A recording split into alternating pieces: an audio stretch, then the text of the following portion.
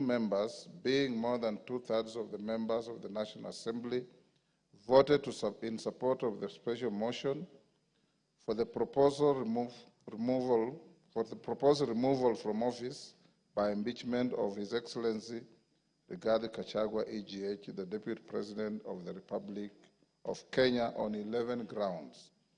The upholding by the Senate of 5 impeachment charges out of those set out in the special motion therefore concludes the consideration of the process as provided in Article 145 of the Constitution. The House is accordingly informed. Honorable members, in furtherance to this, there is a message that is being prepared to be delivered in the next few minutes. Honorable members, the second communication is on the appointment of members to a mediation committee of the Division of Revenue Amendment Bill. Honorable members, as you are aware, on Wednesday, 16 October 2024, the House rejected the motion on consideration of the Senate amendments to the Division of Revenue Amendment Bill, National Assembly Bill number 38 of 2024. This decision essentially committed the bill to a mediation committee in accordance with the provisions of Article 112 of the Constitution and Standing Order 149. Honorable members, Article 113 of the Constitution requires that wherever a bill is referred to a mediation committee, the speakers of the Houses of Parliament shall appoint an equal number of members from both houses to attempt to develop a version of the bill for consideration by Houses of Parliament. In this regard, honorable members, having consulted with the leader of the majority party and the leader of the minority party, I have appointed the following members to represent the National Assembly in the Mediation Committee on the Division of Revenue Amendment Bill 2024. 1, Honorable Ndindi Nyoro, CBS MP, Honorable Mary Emase, MP, the Honorable Dr. John Chikati, MP, the Honorable David Ocheng, CBS MP, the Honorable David Kiplagat, MP, the Honorable Dr. Otienda Molo, Senior Counsel MP, the Honorable Fatuma Jeho, MP, the Honorable Dr. Makali Mul, MP, and the Honorable Dr. Ojambo Oundo, MP. Honorable members, the aforementioned members will await the appointment of senators to the Mediation Committee for the committee to be fully constituted for purposes of commencing the mediation process. Once I receive a message from the Senate to that effect, I'll convey the same to the House. Thereafter, the Mediation Committee will embark on an attempt to develop a version of the bill for consideration by the Houses of Parliament in accordance with Article 113 of the Constitution. The House is accordingly guided. Thank you. Yes, Honorable Pokose. Honorable Speaker, Article 149 of the Constitution provides that within 14 days after a vacancy in the office of the Deputy President arises, the President shall nominate a person to fill the vacancy, and the National Assembly shall vote on the nomination within 60 days after receiving it. Honorable Speaker, recently in passing the special motion for impeachment of the Deputy President, you guided us that we required at least 233 of us, being two-thirds of the members of this House, Order, Honorable Pokose. To pass this motion. And you jumping the gun? No, I'm just seeking your guidance, Honorable Speaker, Okay, whether we need the same threshold in this case. Okay, go on. So, Honorable Speaker, is the same voting threshold applicable in this case? I seek your guidance following your communication from the Senate. You are still jumping the gun. Okay. We have a communication from the Senate which requires no comment. Okay. When I give the next message, that is when you will be able to seek that clarification. Thank you. You are guided. Hold your horses. Next.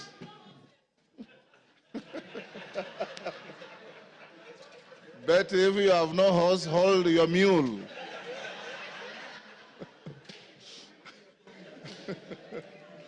Hold your mule. Order number 3, messages.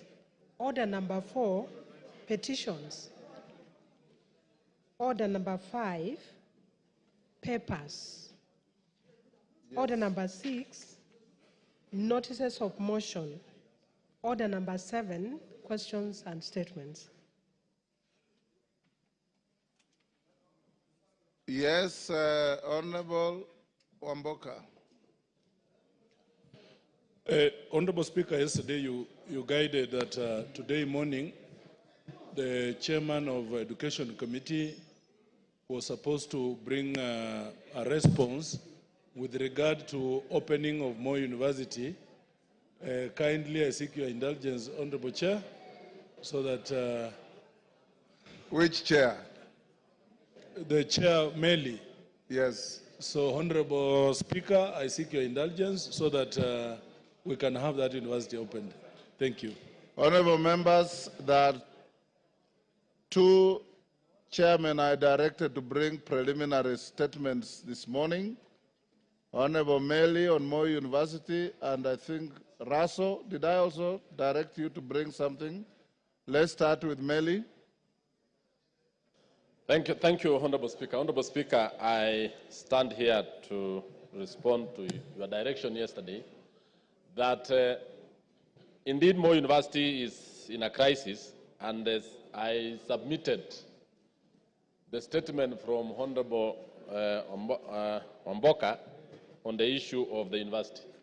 However, Mr. Speaker, I received a response which is very inadequate, and it could not address the issues that Honorable Wamboka and this House demanded from the Ministry of Education, and more importantly from the PS.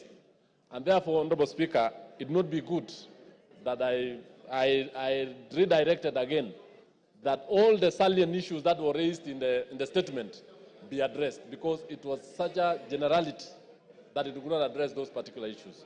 So I decided not to read that particular statement, and I took it back to the ministry. Thank you, Honorable Speaker.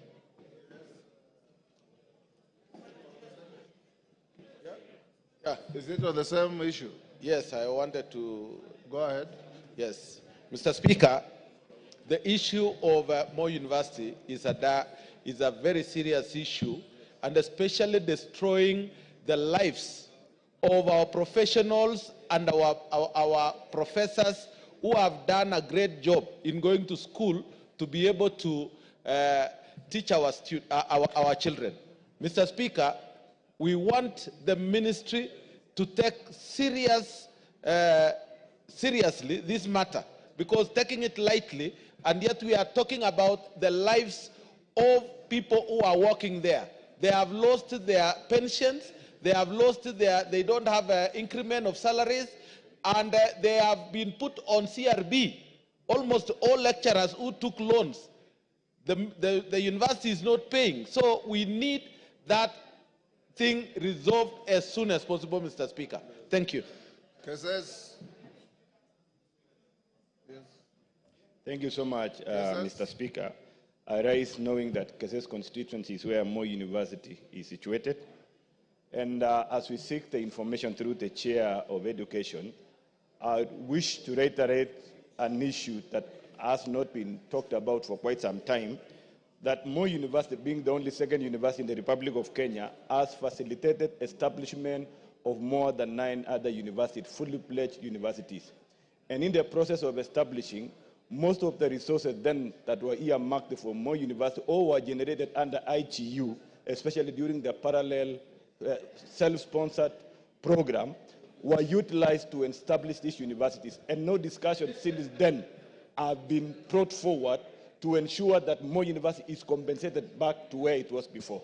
And I want to raise this one, that the committee, as they are looking at, they should also be able to tell us how much resources were channeled out or were siphoned out to establish the other universities, and no discussion has been discussed to ensure that Moi University is reinstated back to where it was. Order, Meli, you are out of order. A university opening another campus elsewhere does not amount to siphoning money. is expansion and is a program that grows education. How does that become siphoning money?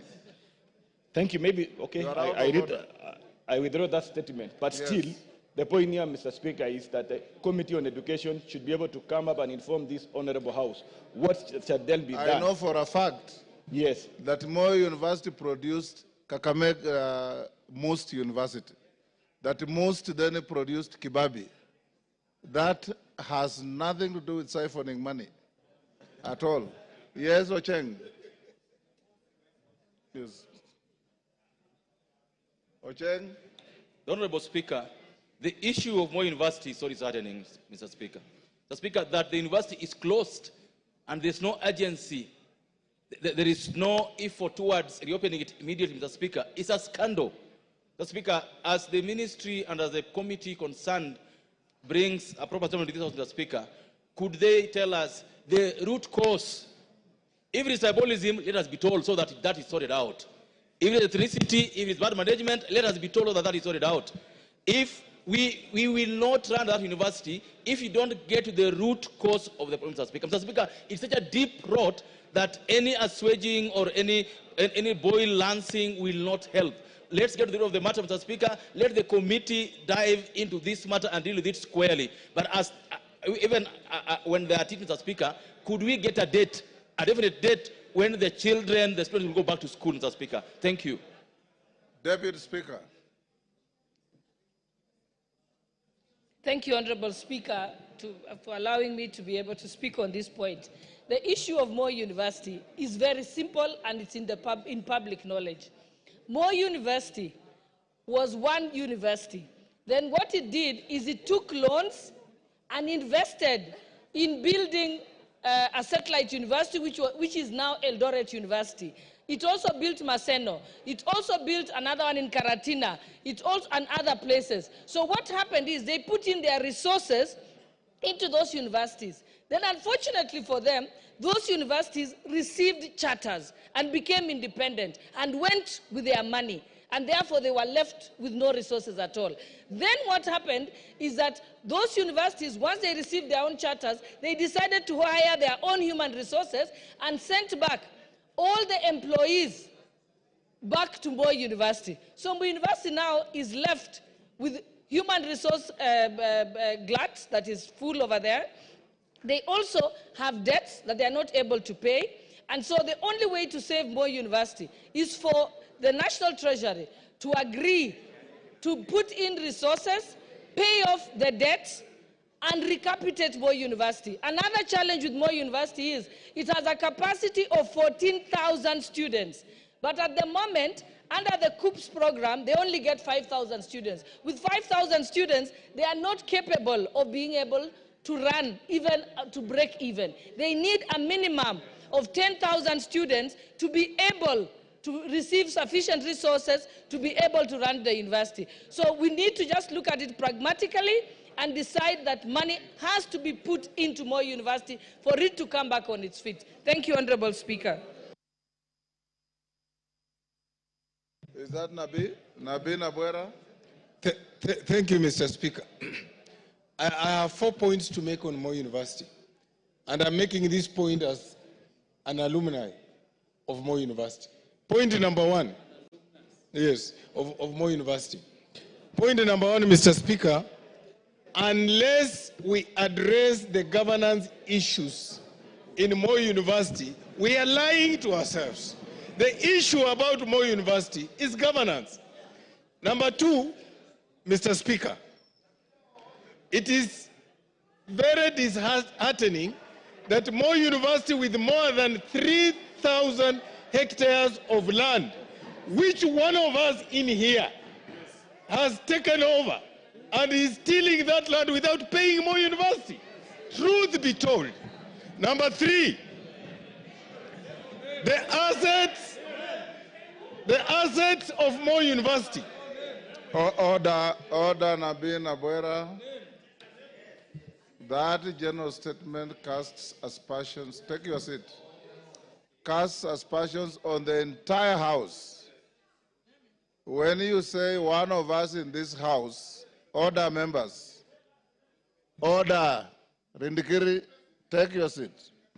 When you say one of us in this house is tilling 3,000 acres of Moi University, one of us includes the speaker. I am not doing any such thing. Yes. I'm doing no such thing. So you must be responsible for what you are saying. If you have no facts, that statement will be struck off from the Hansard. Mr. Speaker, yes. I promise to come with evidence, then I will name the person. When will you bring the evidence? 2 weeks.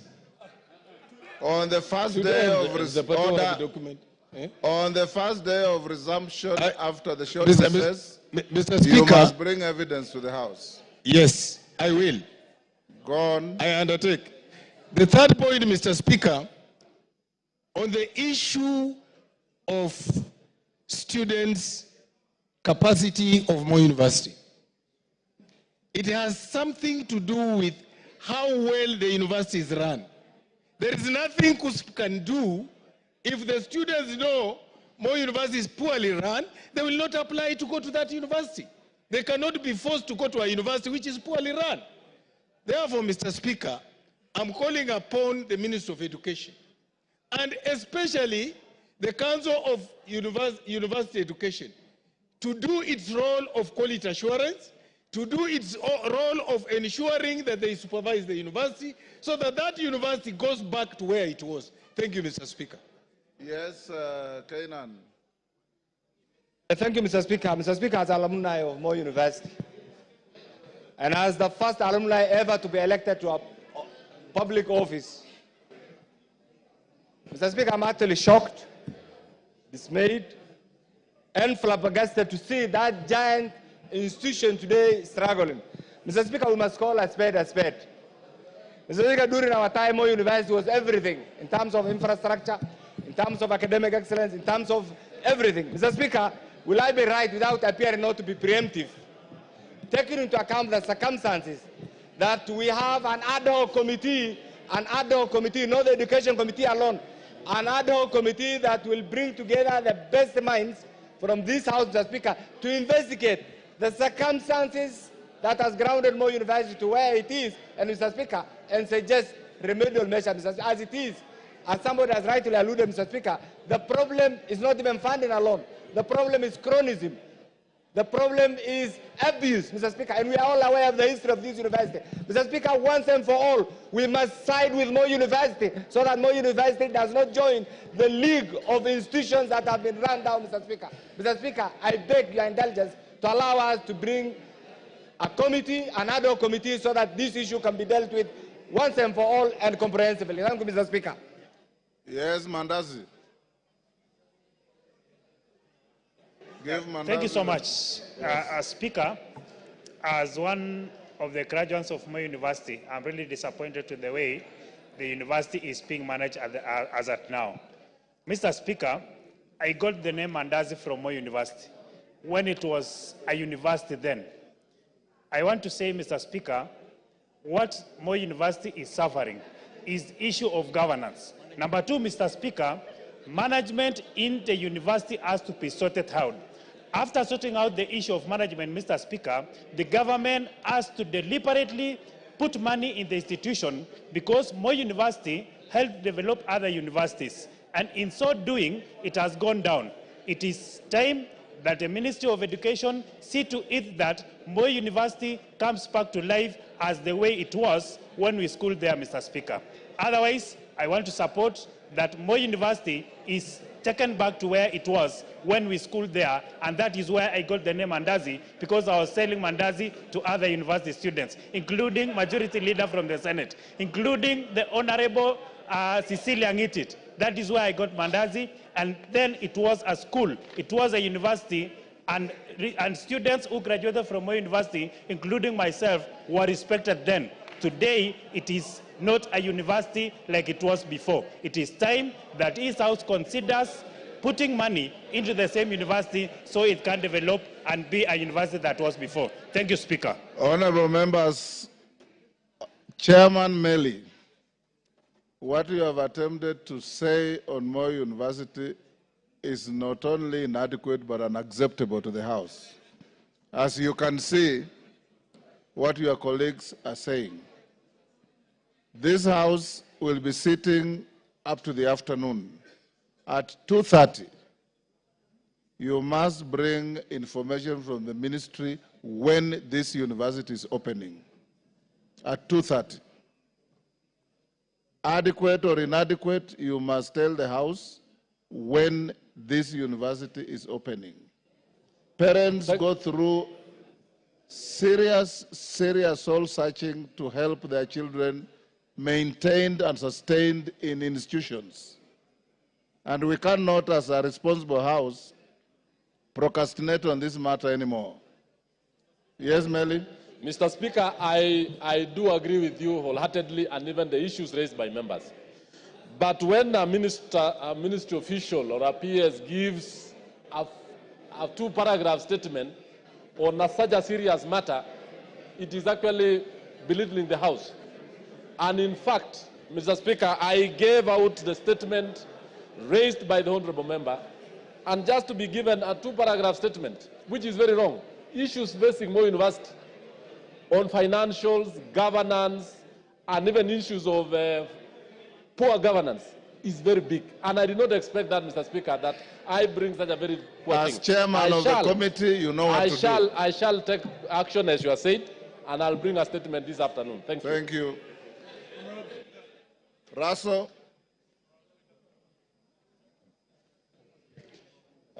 Thank you very much, Honorable Speaker. Honorable Speaker, the statement that was raised yesterday by Honorable Chonga from the floor of the House, there is enough evidence that what the Honorable member raised, the county commissioner, the DCCs, all of them are aware. And indeed, that family, because they don't have enough, the man who had the resources had to throw them out of that land. So it has been confirmed to that extent. Is Chonga in the House? Is Ken Chonga in the House? That was his statement, right? Yes. So for that reason, Honorable Speaker, the task that you gave me is that the county commissioner and the DCC are going to sit this morning, and they are going to deliberate on this matter as far as removal of that family from their land is concerned. But what they have also confirmed, the matter is in court. What everybody was wondering is how the family was thrown out of their homestead. So for that reason, the ministry and the county commissioner is seized of that matter, and in the next 1-2 days, they are going to give us feedback that the family is restored back to their homestead. That is what we have gathered so far, Honorable Speaker, but we'll also not leave it to that, we'll follow it up. Thank you, Honorable Speaker. Honorable Ken Chonga is not in the House, so we'll leave it there. Yes, Chairman. I know my very able chair had actually made the preliminary report on the same, but I've just got the information or the report from the ministry that the report can be even ready as this afternoon. Yes. You'll deliver a statement in the afternoon? Yes. Excellent.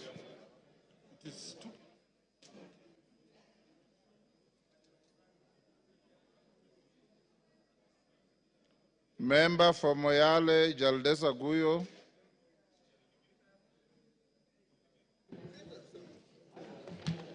Thank you, Mr. Speaker. Honorable Speaker, pursuant to the provisions of Standing Order 44-2C, I rise to request for a statement from the chairperson of the Departmental Committee on Internal Security and National Administration regarding the reopening of Illo Gold Mine in the Bell Moyale constituency. Honorable Speaker, in 2023, the residents of Moyale discovered traces of gold in the Illo area of Dabel, Marsabit County, following a prolonged drought from 2021 to 2023, during which pastoralists lost more than 80% of their livestock.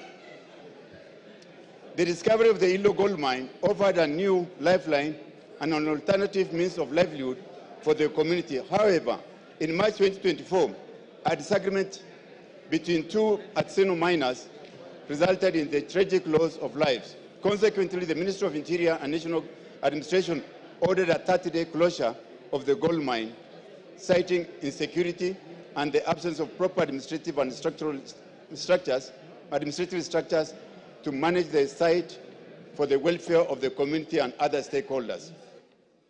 Honorable Speaker, since the closure, several positive developments have taken place.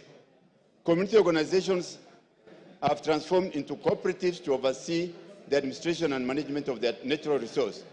Unfortunately, it's alleged that some members of the security agencies have begun engaging in illegal mining activities in the area, providing misleading response to justify the continued closure, thereby excluding the residents and benefiting from the situation. In September 2024, Marsabit County leaders met with the Cabinet Secretary for Ministry of Interior and National Administration to discuss the reopening of the Illo gold mine and other security concerns. Although there was an unanimous agreement to reopen the mine, just 2 weeks later, the Cabinet Secretary extended the closure by another 30 days, further disadvantaging the local community. Honorable Speaker, it's against this background that I request for a statement from the Chairperson of the Departmental Committee on Internal Security and National Administration on the following. 1, a report on the status on progress toward the reopening of the Illo gold mine. Number 2, actions being taken by the Ministry of Interior and National Administration to facilitate the reopening of the Illo gold mine, along with the implementation of necessary administrative and security structures to safeguard lives, property, and the welfare of the local community. And finally, efforts to ensure that the cooperative established by the residents are recognized by the as the legitimate artisanal miners. Thank you, Mr. Speaker. Order, honorable members. Clerk will go back to order number 3. Order, members, take your seats. Order number 3, messages. Members on their feet, take your seats. Order, honorable members, take your seats. Honorable members, I have a message from the President on the nomination of Professor Kithure Kindiki, EGH, to fill the vacancy in the office of the Deputy President of the Republic of Kenya. Order. Order, members. Honorable members, pursuant to the provisions of Standing Order 42.1, I wish to report to the House that today morning I have received a message from His Excellency the President regarding the nomination of Professor Kithure Kindiki, EGH, to fill the vacancy which has occurred in the office of the Deputy President of the Republic of Kenya following the impeachment of the previous office holder. Honorable members, as you are aware, Article 149(1) of the Constitution provides as follows, and I quote, "Within 14 days after vacancy in the office of the Deputy President arises, the President shall nominate a person to fill the vacancy, and the National Assembly shall vote on the nomination within 60 days after receiving it." Honorable members, as you are aware, for a person to hold the office of Deputy President, the person must meet the requirements specified in Article 148 as read together with Article 137 of the Constitution. In the message, His Excellency the President indicates that as a prerequisite to the nomination, he sought and received confirmation from the Independent Electoral and Boundaries Commission, IEBC, that the candidate is qualified to vie for election as a member of Parliament in accordance with Article 137(1) of the Constitution. Further, His Excellency the President confirms that he has sought and received clearances from the following institutions with respect to the candidate. 1, the Kenya Revenue Authority, KRA. B, the Ethics and Anti-Corruption Commission, EACC. C, the Directorate of Criminal Investigations, DCI. D, the Higher Education Loans Board, HELP. And E, the Commission for University Education. Honorable members, in a testament to the foregoing, His Excellency the President has annexed the following documents in relation to his nominee. A, certified true copy of his certificate of birth. B, certified true copy of his national identity card. C, certified copies of his university degrees and other academic certificates. D, certification of foreign university degrees by the Commission for University Education. E, passport size photograph. F, curriculum vitae and testimonials. G, confirmation of compliance with Article 137 of the Constitution from the Independent Electoral and Boundaries Commission, IEBC. H, confirmation of citizen status by the National Registration Bureau, Office of the Registrar of Persons. I, confirmation of membership status in a political party from the Office of the Registrar of Political Parties, ORPP. J, policy party membership confirmation from the United Democratic Alliance, UDA. K, Chapter 6 of the Constitution, statutory clearances on leadership and integrity from 1, Tax Compliance Certificate, Kenya Revenue Authority. 2, Ethics and Anti-Corruption Commission. 3, Certificate of Good Conduct from the Directorate of Criminal Investigations, DCI. 4, Compliance Higher Education Loans Board. And 5, Credit Report and Certificate of Clearance from the Credit Reference Bureau. In view of the foregoing, honorable members, and having perused the attached documents, I am satisfied that the candidate meets the requirements under Article 148 as read together with Article 137 of the Constitution to fill the vacancy in the office of the Deputy President. Consequently, the nomination is properly before the House for purposes of the decision required under Article 149(1) of the Constitution. Honorable members, Article 149(1) of the Constitution suggests that states that upon receipt of a nomination of a person to fill a vacancy in the office of the Deputy President of the Republic of Kenya, the House is required to vote on the nomination. Considering that the House is scheduled to proceed on recess at the rise of the House this afternoon, I'll convene a meeting of the House Business Committee immediately hereafter to deliberate on the next steps to be taken by the House. Thereafter, I will guide the House on the decision of the House Business Committee, and the House is accordingly guided. I thank you.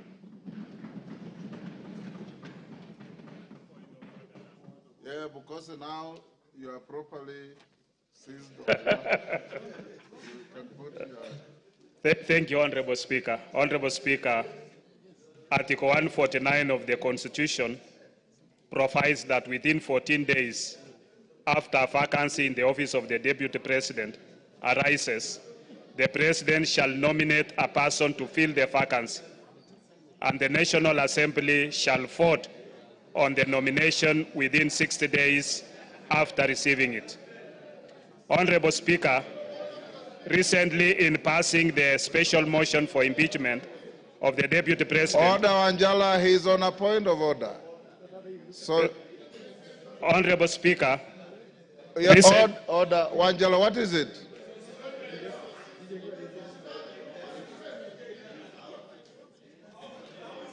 Order, Honorable Shinali. Order, Honorable Shinali, will you be upstanding? You are not properly dressed. You go and dress in a proper manner and come back. Who else? Honorable Zaire. You are, no. Him is a Muslim, is wearing a Friday prayer meeting. There's no problem. Shinali, go and dress up. Go on, Bukose.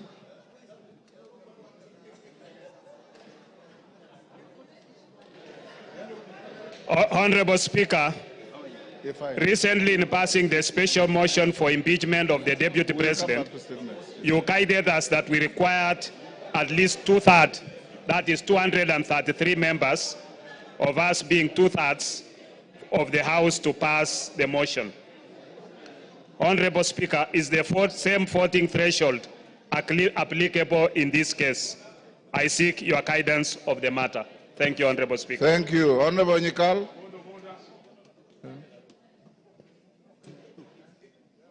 Yes, Milemba. Honorable Shinali, retreat quietly and dress up and come back. Thank you, Honorable Speaker. Honorable Speaker, the business before this House is one which requires us to vote on the nomination of a person to fill a vacancy in the office of the Deputy President in terms of Article 149 of the Constitution. Honorable Speaker, as is a practice before the House takes a vote on a matter, members are accorded an opportunity to debate and give their views on the business before the House. Honorable Speaker, to this end, I seek your guidance on whether we shall be given an opportunity to debate on the nomination and give our views. Thank you, Honorable Speaker. Wangwe. Thank you, Honorable Speaker. Honorable Speaker, I rise to seek your guidance on whether this House will be required, Honorable Speaker, to undertake the vetting and approval process as required by the Public Appointments Parliamentary Approval Act. Number two, Honorable Speaker, of my concern is that, Honorable Speaker, Article 124, particularly subsection 4 of the Constitution, provides that when a House of Parliament considers any appointment for which its approval is required under the Constitution or an Act of Parliament, the appointment shall be considered by a committee of the relevant House, and the committee's recommendation shall be tabled in the House for approval. Honorable Speaker, in your communication, you have not given us indication on how you are going to handle that process. Maybe, Honorable Speaker, you can guide me on how you intend to handle it. Thank you, Honorable Speaker. Thank you. Jen Kakiri. Yes, member for Laikipia. Thank you, Honorable Speaker. Honorable Speaker, you've just conveyed a message from His Excellency the President on the nomination of Professor Kithure Kindiki to fill the vacancy of the office of the Deputy President, which occurred yesterday, to fill the vacancy of the office of the Deputy President, which occurred yesterday following the conclusion of the impeachment proceedings at the Senate. Honorable Speaker, we are now here to vote on the nomination as required by the Constitution. Honorable Speaker, could you please guide the House on whether we are acting within the constitutional deadline, and is it in order for the nomination to happen today after receiving the notification from the President today? Thank you, Honorable Speaker.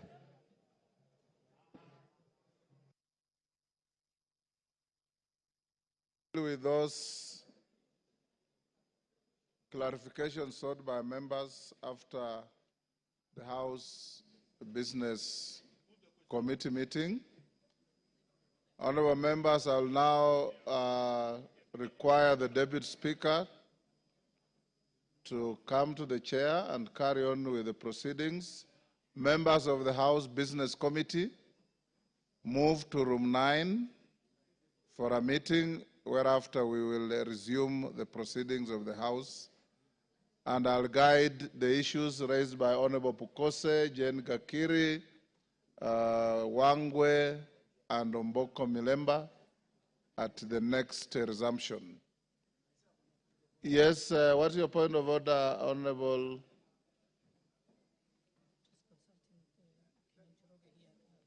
Thank you, Honorable Speaker. Honorable Speaker, I want to join my very good friend, the Honorable Pukose,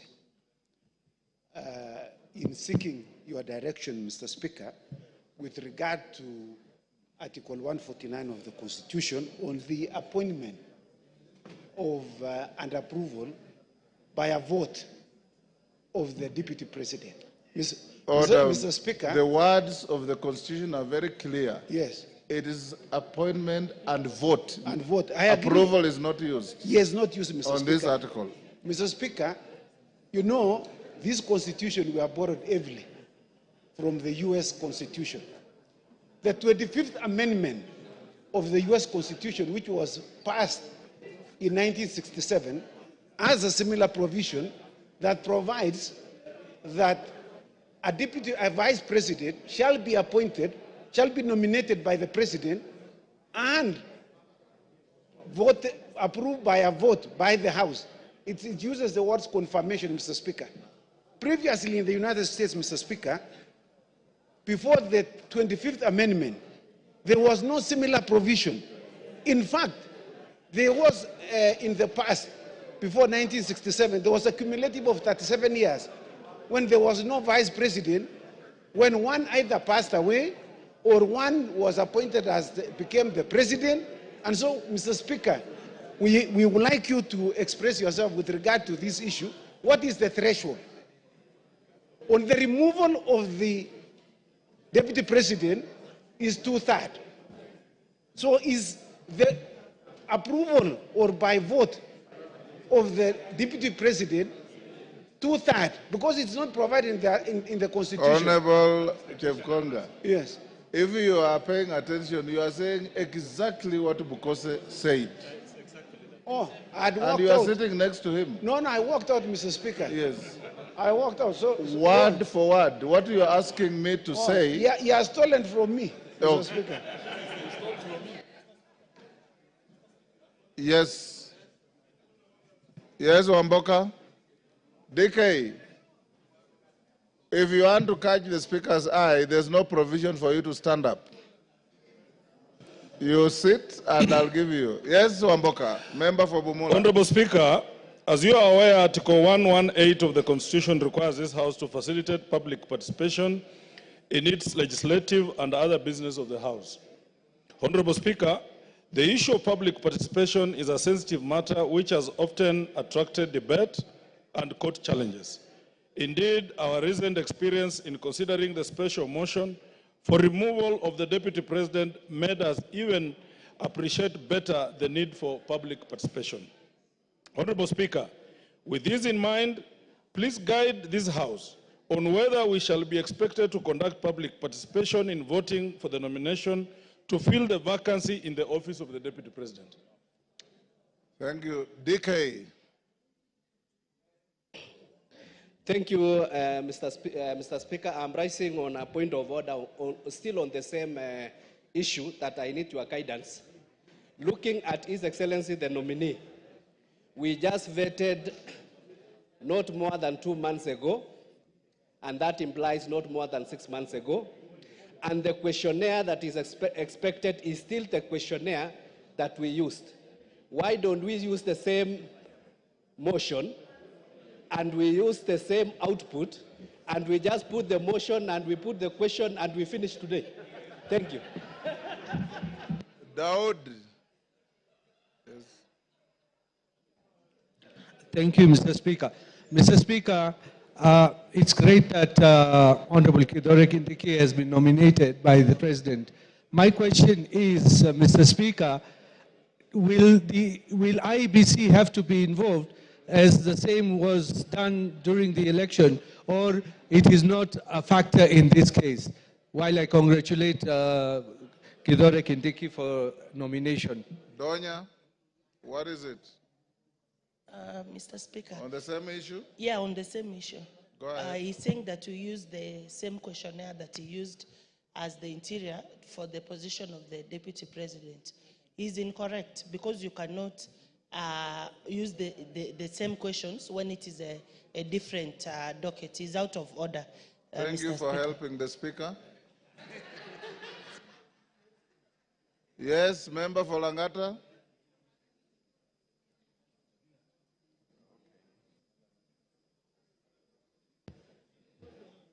Yes. Thank you, Mr. Speaker. Having seen how things move very fast in this House, let me take this opportunity to congratulate the newly appointed Deputy President. Order, Order Jalango. He has not been appointed, he has been nominated. I've just said on how things move very fast here, sir. Let me congratulate him. Let me be the first person to congratulate the newly leverage on demonstrated capacity for transformative projects in technology, water, and large-scale infrastructure projects to prioritize food security and enhance dignity of the population in North and the asals of northern Kenya. B, an explanation on why the government allocates substantial resources for relief food annually, but minimal or no resources for specific, smart, measurable, and realistic food security programs in the asal of Kenya. A comprehensive report on all food security and drought resilience projects with its corresponding budgets by both government and donor-funded projects that have been implemented or are ongoing in Northern constituency and the asals of Northern Kenya. Reasons why asal regions of Kenya remain vulnerable to climate change effects despite numerous national plans, including a report on the implementation status of the Northern Kenya Development Plan. Finally, a detailed analysis of the audited impacts of initiatives aimed at cushioning Kenyans from the effects of the climate change, with a specific attention to Northern region, including timelines for implementation of sustainable solutions. Thank you, Honorable Speaker.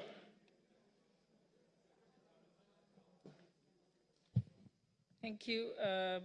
That falls under the which committee?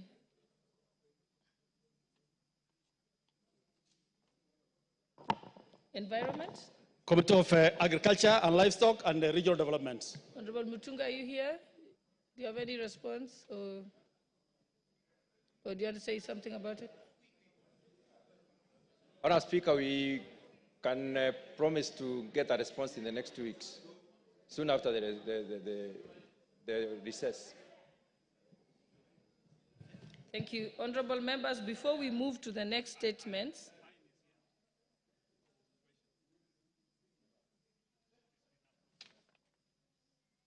yes, I will come to the questions. What I want to do is, before we continue with the statement, the answers to the statements,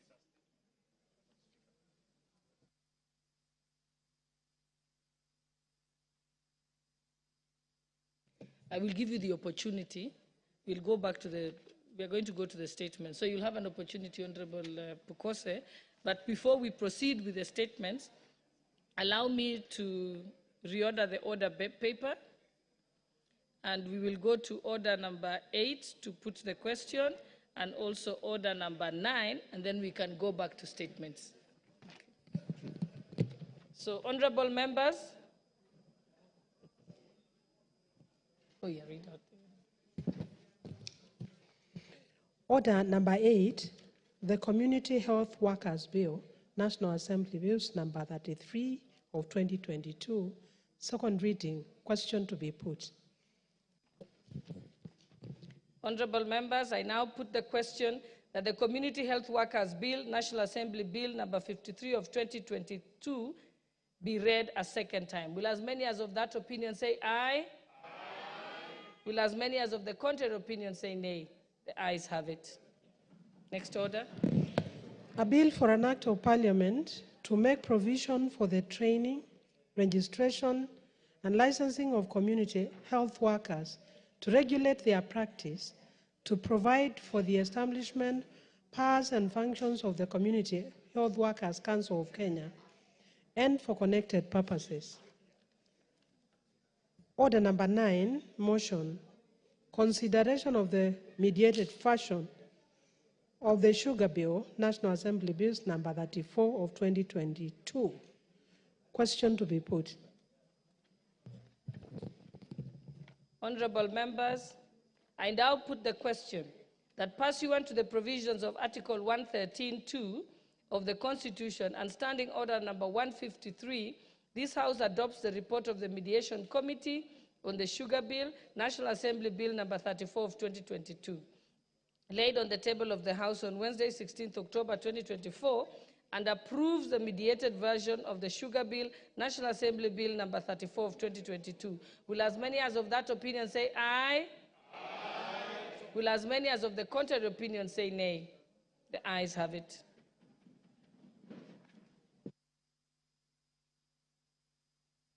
So, honorable members, we go back to statements, and I think we have the statement. Yours not the first one, Honorable.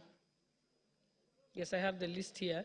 I think we are starting with the one for Honorable Bernard Kitur, MP for Nandi Hills.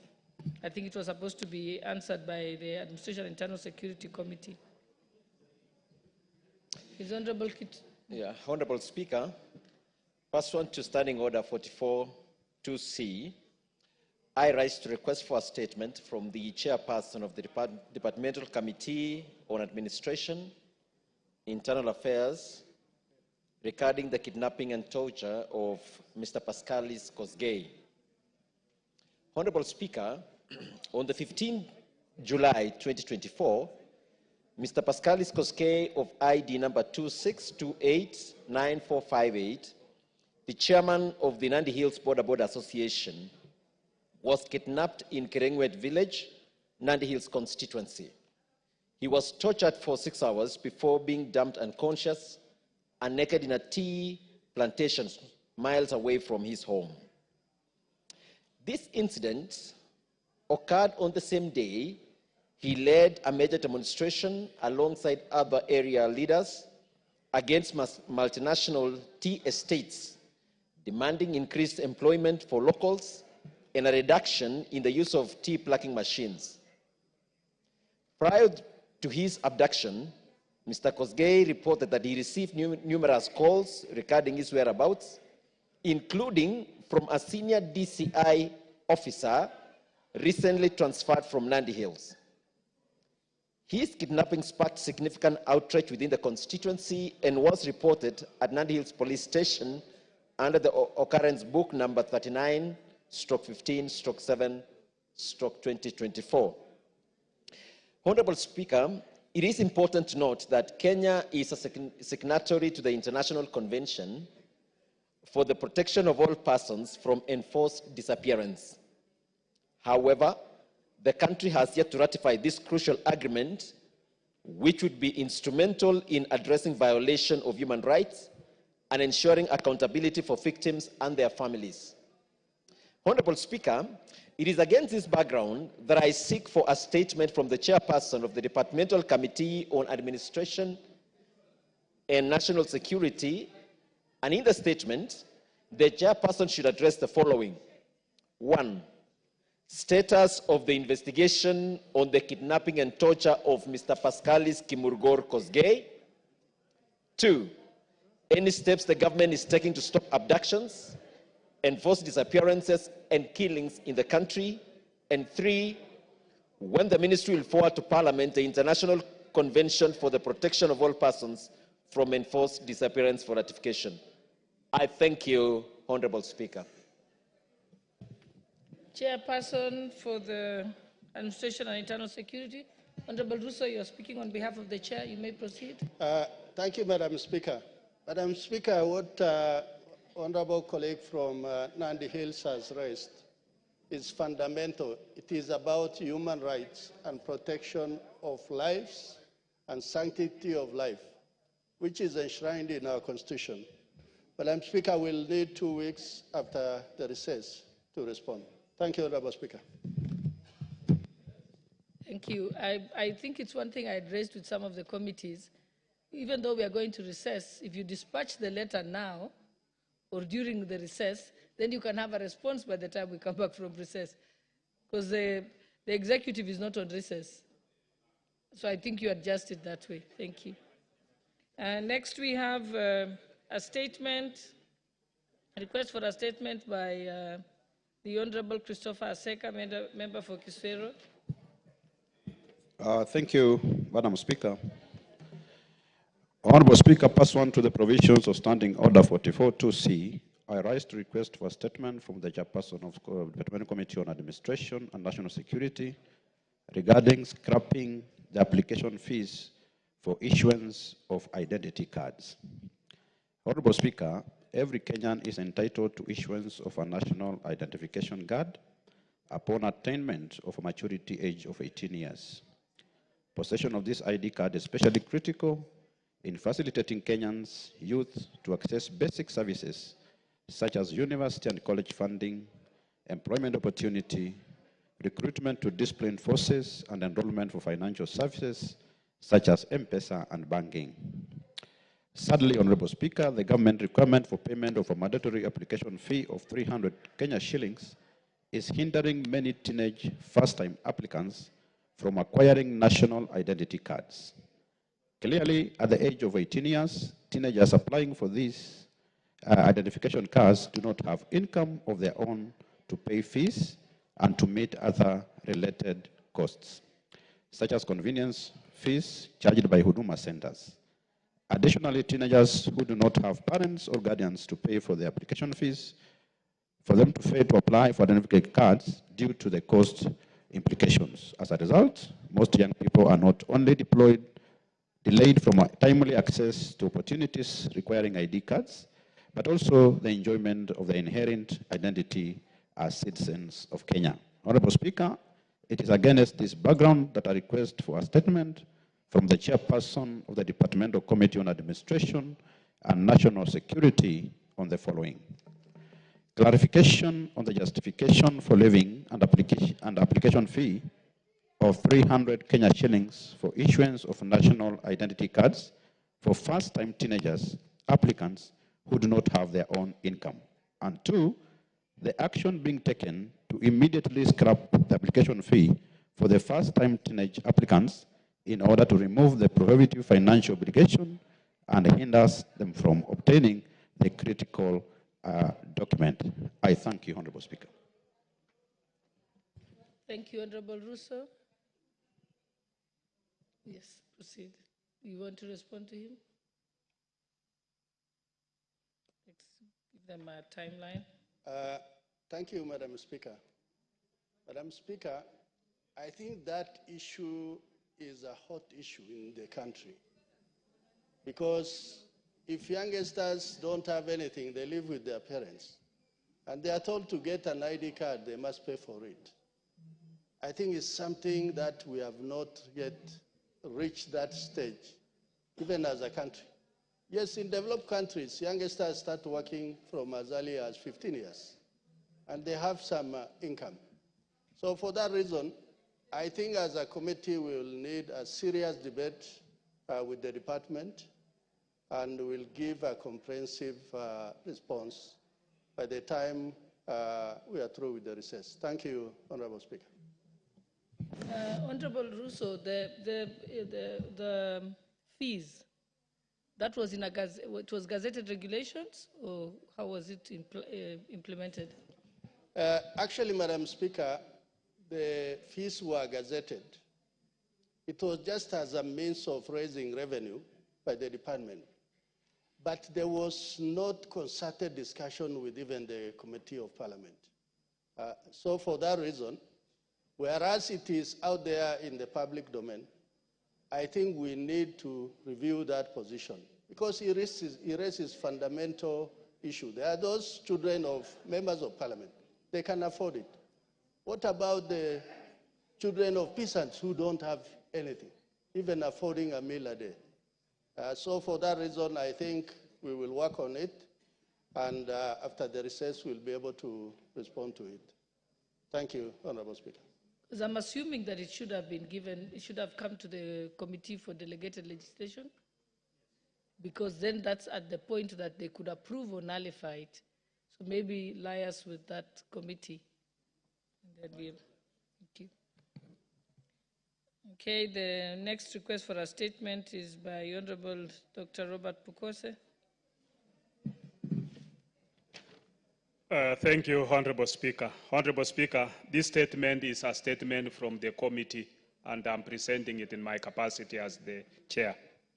Honorable Speaker, pursuant to Standing Order 44.2c, I rise to request for a statement from the chairperson of the Departmental Committee on Education regarding government financial assistance to students enrolled at the Kenya Medical Training College.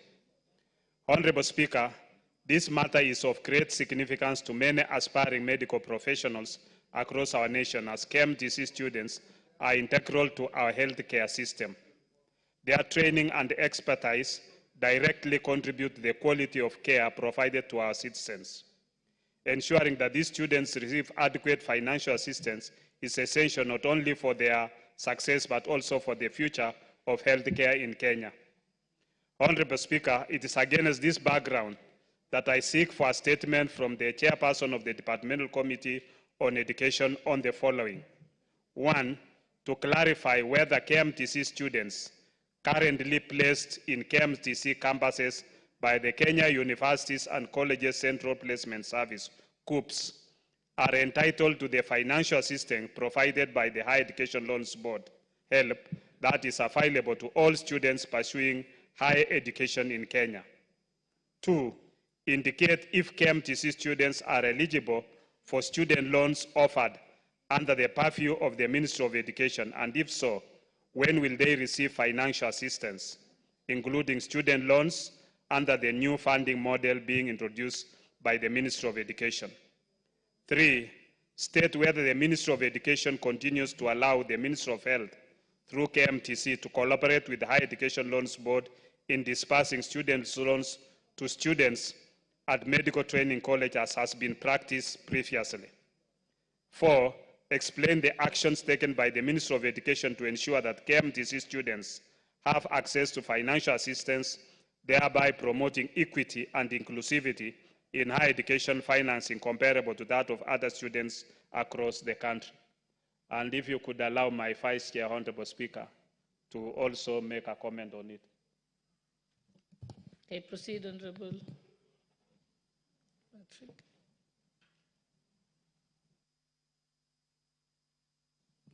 Thank you, Speaker.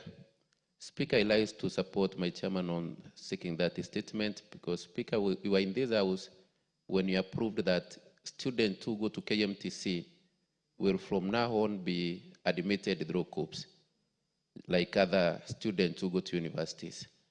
But, Speaker, it's a bit logic why they go through COOPS and then they don't benefit from government financing like university students through HELP. So, Speaker, what we are urging as a committee is that let students who go to KMTC, since they go through COOPS like other university students, also benefit from my education loans board in financing the education, Madam Speaker. Madam Speaker, as we try to achieve universal health coverage in this country, the most important candidates that will help us to achieve UHC in this country are the nurses, are the clinic officers, are the public health officers, and the KMTC trains the back of this lot, Madam Speaker. So for us, it's just a request that let those who go to KMTC also be beneficiaries of Higher Education Loans Board, Speaker. Thank you, Madam Speaker. Thank you, Chairperson for the Education Committee. Thank you, Madam Speaker. Madam Speaker, I want to commend Honorable Dr. Bukose, the Chair, and the members who have raised this particular issue. It's a very, very pertinent issue. And I think as the rule requires, mid-level colleges and universities, students in the Republic are supposed to get loans, scholarships through the Higher Education Loans Board and also University Funding Board. So, Honorable Speaker, I'll really fast-track this particular issue and will respond immediately we are back from recess because it's a very, very important item that we really need to dispense with faster. Thank you, Madam Speaker. Thank you. Let's go to the next request for a statement. by the Honorable Dr. John Mutunga, member for Tigania West. Thank you, Honourable Speaker. Honourable Speaker, pursuant to the provisions of the Standing Order 44.2c, I wish to request for a statement from the chairperson of the Departmental Committee on Finance and National Planning regarding the utilization of pension funds for nation building. Honourable Speaker, the Retirement Benefit Act 1997 provides for among other things, requirements for the effective management and investment of the pension fund in Kenya. The statute also establishes the Retirement Benefits Authority, which oversees the prudent management of pension schemes and ensures responsible investment of pension funds. The funds represent a significant pool of long-term capital that, when strategically invested, can greatly contribute to national development.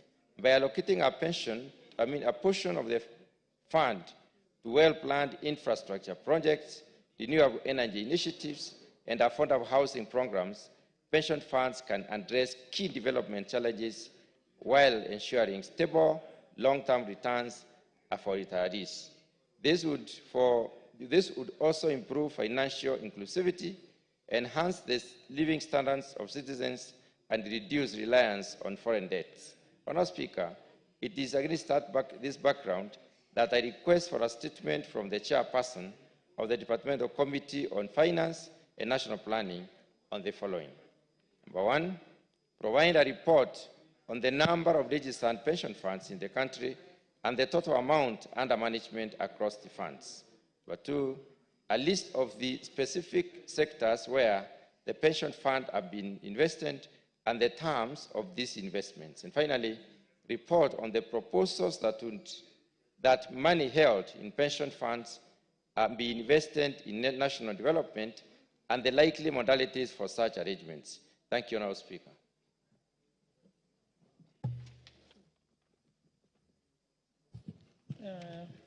The chairperson for the Committee on Finance and National Planning, Honourable Kuria. Thank you, Honourable Speaker. Honourable Speaker, I want to thank the Honourable, my colleague, the Chair for Agriculture, Mutunga, for requesting for this statement. And I think the committee will endeavour to go far beyond the statement sought. Honourable Speaker, the pension savings as a percent of GDP in Kenya is between 10 and 15%. And this is way lower than the global average of around 50 to 100%. And maybe one of the reasons why even we lag behind in terms of our pension savings as a percent of GDP compared to countries of equal GDP level, could be that we are not maybe investing these pension schemes as we should. And therefore, the Departmental Committee on Finance and National Planning will endeavour to meet the relevant authorities, including the Retirement Benefit Authority and all the other pension schemes, Honourable Speaker, and see how they are investing those monies, ensuring that even the savings are not just used for development of this country, but also, and most importantly, the savings are safeguarded, so that when our pensioners get to retire, they are assured that they are going to get their pensions on time, and that they're going to grow the funds and make sure that they're used for the economic development in this country. So, Honourable Speaker, if you give us 2 weeks, we should be able to respond to the statement sought by the Honourable Mutunga. I thank you, Honourable Speaker. Okay, thank you. Next request for a statement is by the Honourable Paul Katana, member for Kaloleni.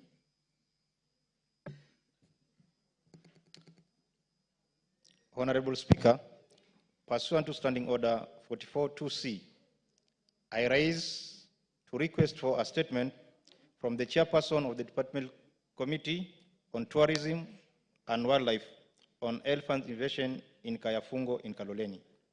Honourable Speaker, Kayafungo is a sacred Giriama shrine set within a natural forest filled with towering ancient trees. Unfortunately, the invasion of elephants has severely impacted the area, leading to the destruction of nearly all its trees and places of worship. While these majestic creatures are an essential part of our national heritage, they have also become a major source of property damage and fear of residents. Honorable Speaker, it is against this background that I seek for a statement from the chairperson of the Departmental Committee on Tourism and Wildlife.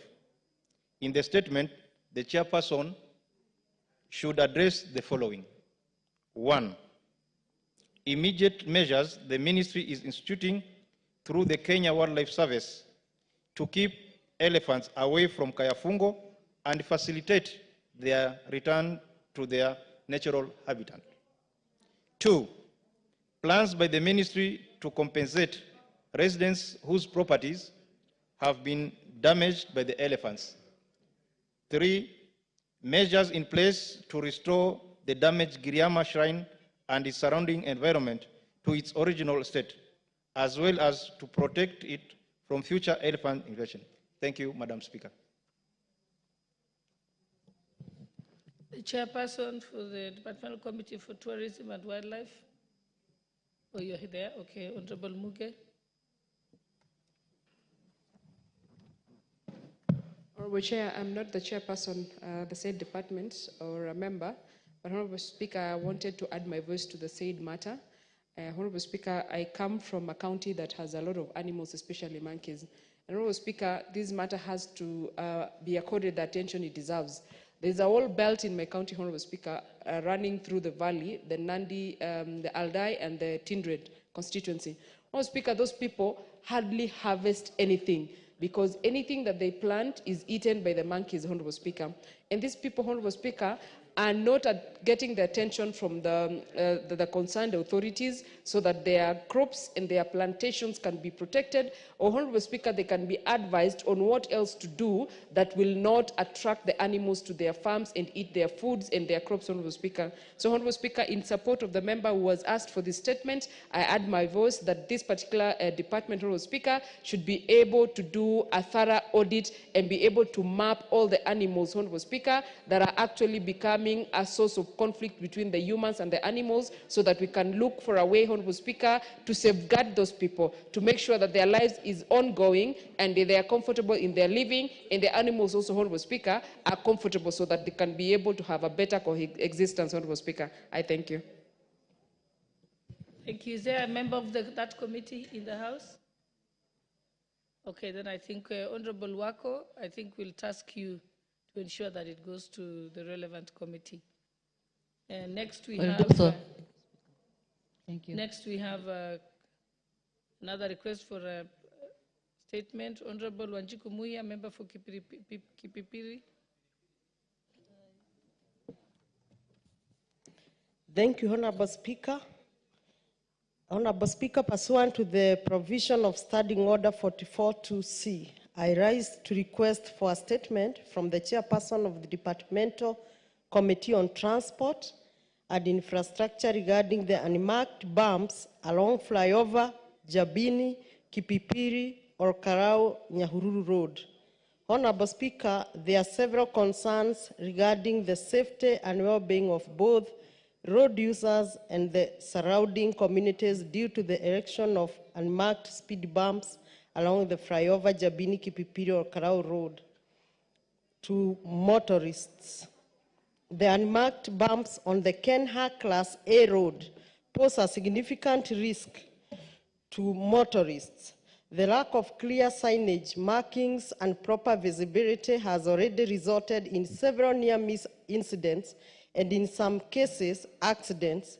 The sudden appearance of this speed bump forces drivers to brake abruptly, increasing the likelihood to rear-end collision, particularly at night or in adverse weather conditions. Additionally, residents are worried about the heightened risk to pedestrians, especially school children, as vehicles may swerve unpredictably to avoid the unmarked bumps. Moreover, the damage to vehicles caused by sudden impact with these bumps has placed unnecessary financial burden on road users. Honorable Speaker, it is against this background that I request for statement from the chairperson of Departmental Committee on Transport and Infrastructure on the following. 1. Plans to ensure that all bumps erected along the flyover, Jabini, Kipipiri, or Kalau Nyahururu Road are clearly marked and proper signage provided. Action being taken for the, that is 2, action being taken for the provision of proper signage and reflective markers along the flyover Jabini, Kipipiri, or Kalau Nyahururu Road. And 3, a report on the exact timeline for marking the bumps and placing signage along the said road. I thank you, Honorable Speaker. And just in one sentence, I want to confirm, like Kipipiri, we have already lost so many souls in a very black spot called Jiret near Kariamu. Recently, we lost a principal from Kiabogo Secondary School, and we have lost many, and particularly near Kinagop, and I know the member will be speaking. The contractor who maintained this road, he maintained and go and leave the road as dangerous as such. Thank you, Honorable Speaker. Okay, Honorable Member for Kinangop. Thank you, Madam Speaker. I, in especially, want to thank my colleague, who is a member of Parliament for Kipipiri, my neighbor. The road that has been mentioned passes through my constituency, fly over to Jambini, then to Kipipiri, all the way to Nyahururu. And that road, Madam Speaker, has become a death trap, simply because the bumps that are in that road are not marked. And Madam Speaker, we have raised this issue numerous times with the Kenya National Highways Authority, and nothing has been done so far. In my very constituency, there's a place called Gadara Ward, a place called Kanamba. And we have lost lives of children in school, going to school, simply because there are no bumps. And the bumps that are on that road are not marked. And therefore, I want to support this statement and ask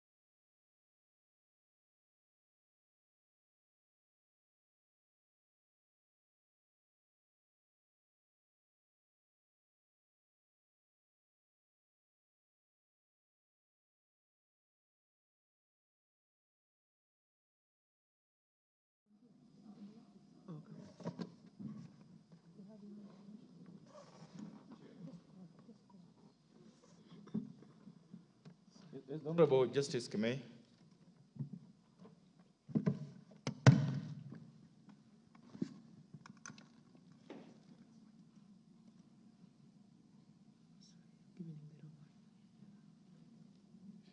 Chair, I think we are ready to proceed, Chair. And while the chairman is coming in, I should be able to stand in for him. Thank you, Chair.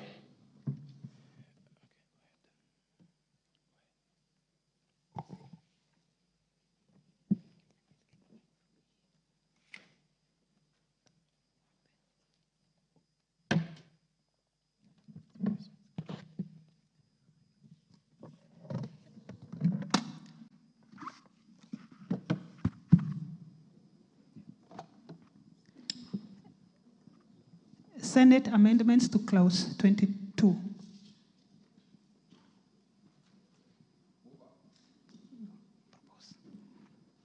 Order, Chairperson. All members, I propose the question that the Senate amendment to clause 22 be now approved. Mover. Chair, we looked at the amendment from the Senate, clause 22, and the Chair, after discussing and seeing the merits of the amendment from the Senate, we as a Committee of Agriculture decided to approve the amendment from the Senate. Thank you, Chair.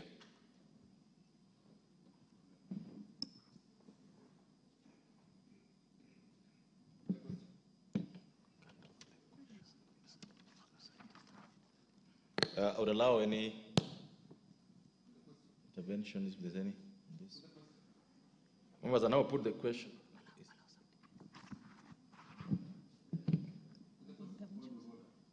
Is there? Yes, Honorable. Thank you, Honorable Chair. Would the chair of that committee please explain the amendments, just for the sake of the public and this House?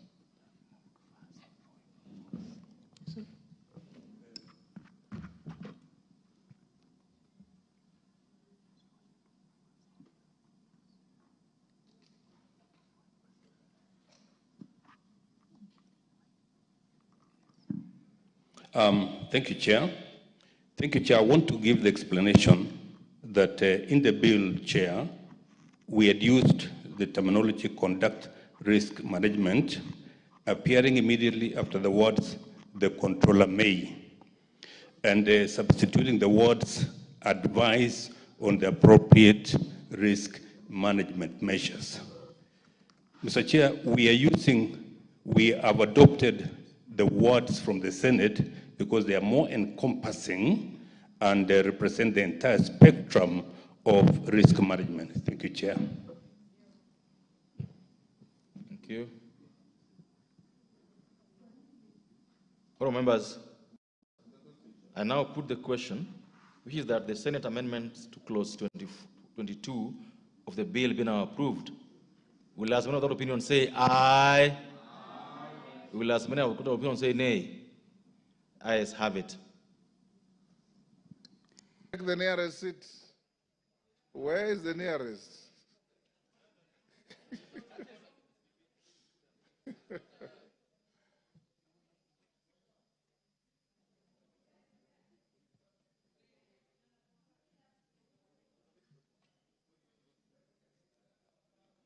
Order.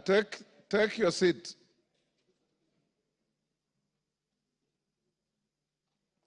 Honourable members, I propose the question, which is that the House do agree with the committee in the said report.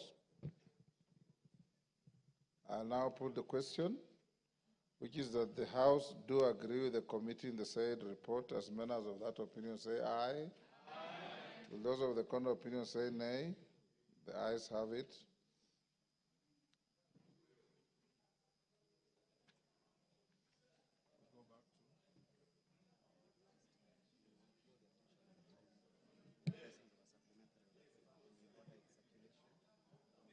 Honorable members, like I did indicate to you earlier, following the meeting of the House Business Committee, authority was given to prepare a supplementary order paper which the clerk has prepared, the Speaker has approved for circulation, and is now available to you.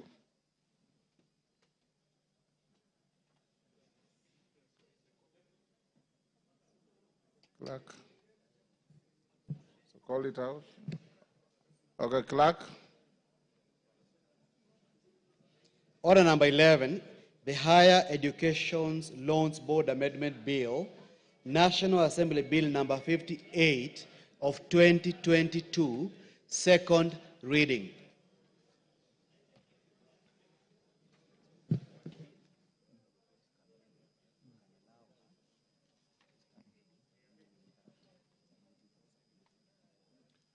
Joyce Kamene, is she in the house? Thank you, Mr. Speaker. Joyce Kamene, you may start moving, but at some point I will interrupt you to deal with the issue that we adjourned the House about before you carry on. Thank you, Honorable Speaker. I wish to move the amendment on the Higher Education Loans Board Amendment Bill, number 58 of 2022. Honorable Speaker, the principal object of this bill is to amend the Higher Education Loans Board Act, number 3 of 1995, to address a specific challenge faced by some of the young students. those who have not yet attained the age of 18 years and, as such, are ineligible to apply for higher education loans under the current legal framework. However, Article 27(4) of the Constitution 2010 on equality and freedom from discrimination outlines that the state shall not discriminate directly or indirectly against any person on any grounds including age. Honorable Speaker, the bill expressly provides that the Higher Education Loans Board shall not deny a loan to a student who has not attained the age of 18 years. This provision recognizes that many students complete their... For the record, you should have started by saying, Mr. Speaker, sir, I beg to move, then you read your bill, be now read a second time.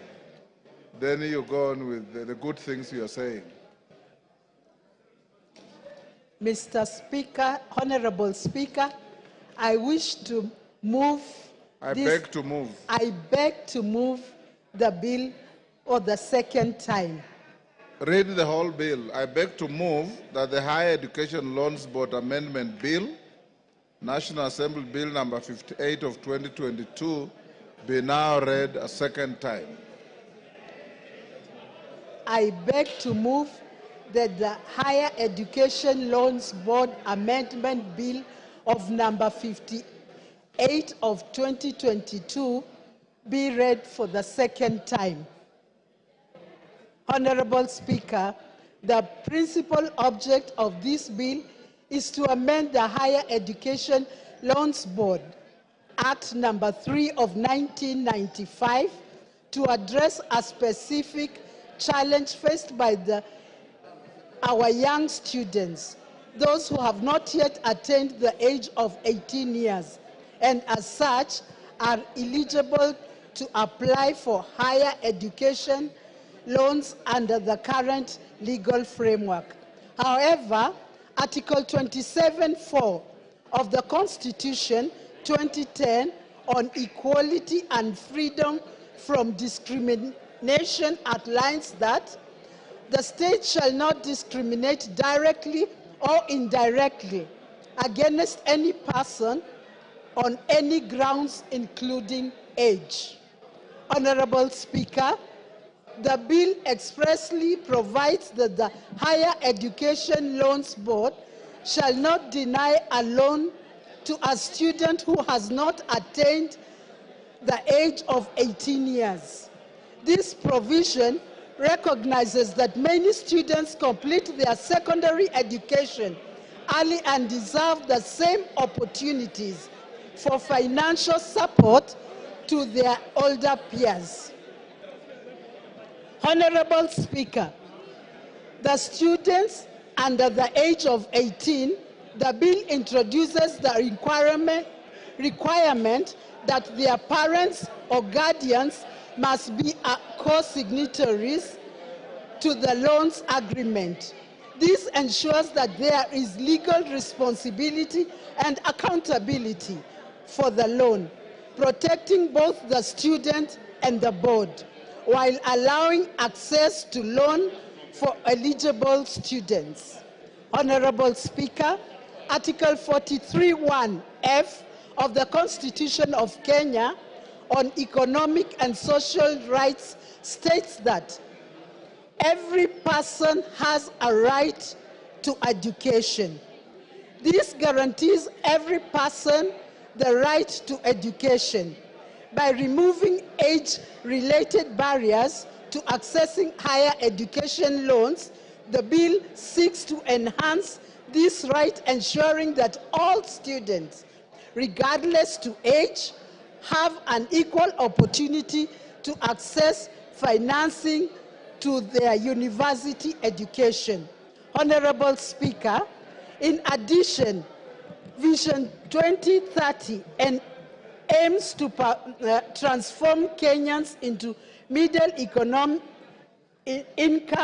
country by enhancing access to education and ensuring an educated workforce capable for driving economic development. By removing barriers for students under 18, the bill supports Vision's 2030's goal for increasing access to higher education and producing a skilled, competitive workforce. Honorable Speaker, the amendment is also crucial in allowing students who have not yet received their national identification cards to still apply for higher education loans. This removes a significant barrier for many students and ensures that every eligible student can pursue higher education regardless to their age or ID status. Honorable Speaker, this bill ensures that all students, regardless to age, have equal access to financial resources they do not need that they need to further their education. It prevents an exclusion for young, bright students who may complete their studies earlier than expected.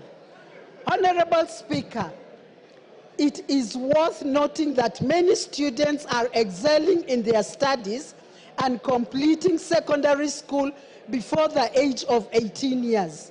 They should not be penalized for their academic success by being denied access to financial aid.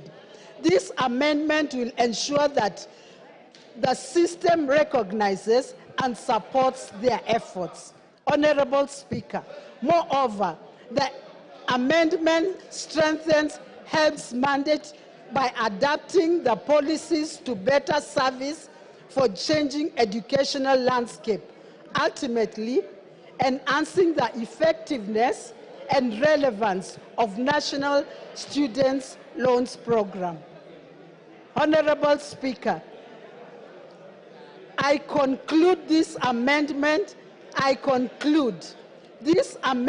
is essential in ensuring fairness and inclusivity in our education system. It addresses a long-standing gap and ensures that every deserving student, regardless to age, has access to financial support for their education.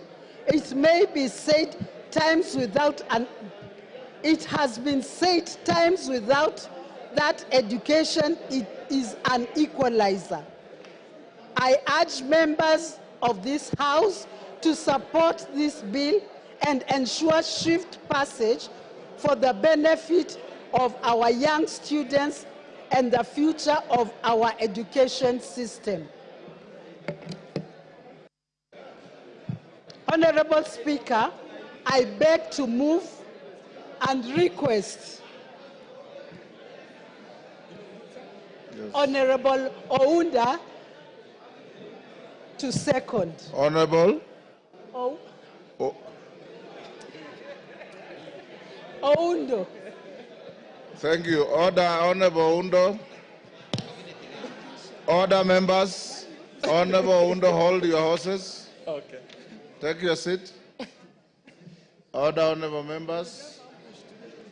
Honorable members will hold the bill at order number 11 that has been moved by the distinguished member from Machakos County, Honorable Kamene. Oundo, you'll second after we dispose of order number 12 on the supplementary order paper. Honorable members will proceed as follows. When order number 12 on the order paper, the supplementary order paper is read, the Speaker will give some short ruling on the points of order that were raised by several members this morning. Thereafter, you will have the division bell rung to call you to order for the vote. The House Business Committee has directed that voting will be by electronic process.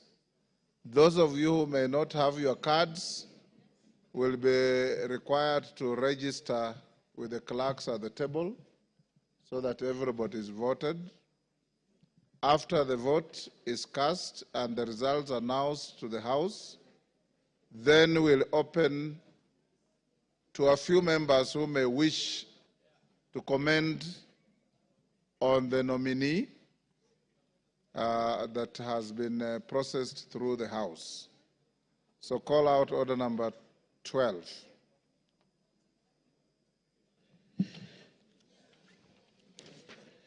Order number 12, voting on the nomination of Professor Kithure Kindiki, EGH, to fill the vacancy in the office of the Deputy President of the Republic of Kenya.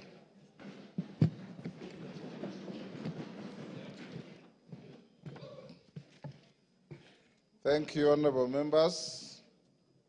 Honorable members, I have a communication to make on the nomination of Professor Kithure Kindiki, EGH, to fill the vacancy in the office of the Deputy President of the Republic of Kenya. Honorable members, you will recall that earlier this morning at the commencement of the sitting, I notified the House of the receipt of a message from His Excellency the President nominating Professor Kithure Kindiki, EGH, to fill the vacancy in the office of the Deputy President pursuant to Article 149 of the Constitution. You will further recall, Mutuse, take your seat.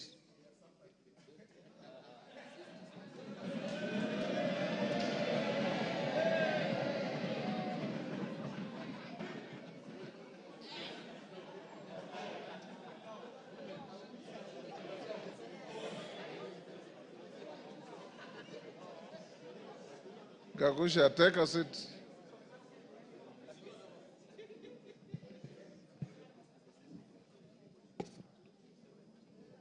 Honorable members, you may further recall that upon notification of the House, several members rose in their places and raised a number of issues for my guidance. The members who spoke included Honorable Robert Bukose, Honorable Mboka Milemba, Honorable Emmanuel Wangwe, Honorable Samuel Chepkonga, Honorable Jen Gakiri, Honorable Wanami Wamboka, and others. In this regard, I convened a meeting of the House Business Committee for the purpose of deliberating on the next steps to be taken by the House on this matter and guiding the House on the issues raised by the members. Honorable members, I have distilled the issues raised by the members as follows. 1. Whether Article 149(1) of the Constitution envisages an approval process in the manner contemplated by the Public Appointments Parliamentary Approval Act, Cap 7F. 2. Whether the House shall conduct public participation in voting on the nomination under Article 149(1) of the Constitution. 3. Whether the members shall be required to debate on the nomination under Article 149(1) of the Constitution. And 4.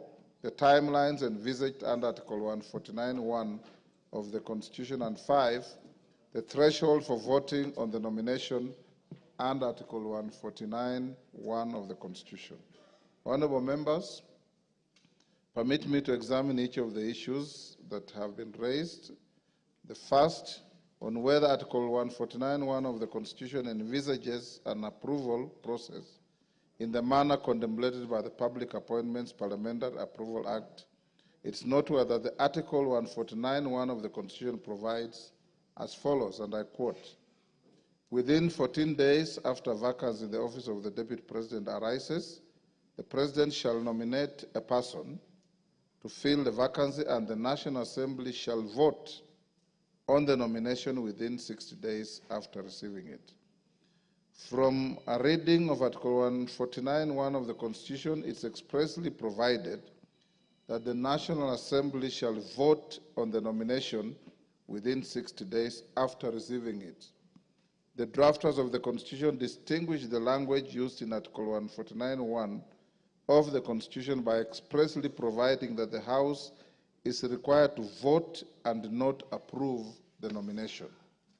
Indeed, this is to be distinguished from the provisions of Article 132(4) of the Constitution, which provides that the President shall nominate and, with the approval of the National Assembly, appoint and may dismiss the Cabinet Secretaries in accordance with Article 152, the Attorney General in accordance with Article 156, the Secretary of the Cabinet in accordance with Article 154, Principal Secretaries in accordance with Article 155, and High Commissioners, Ambassadors, and Diplomatic and Consular Representatives. Members of the bar, take the nearest seats.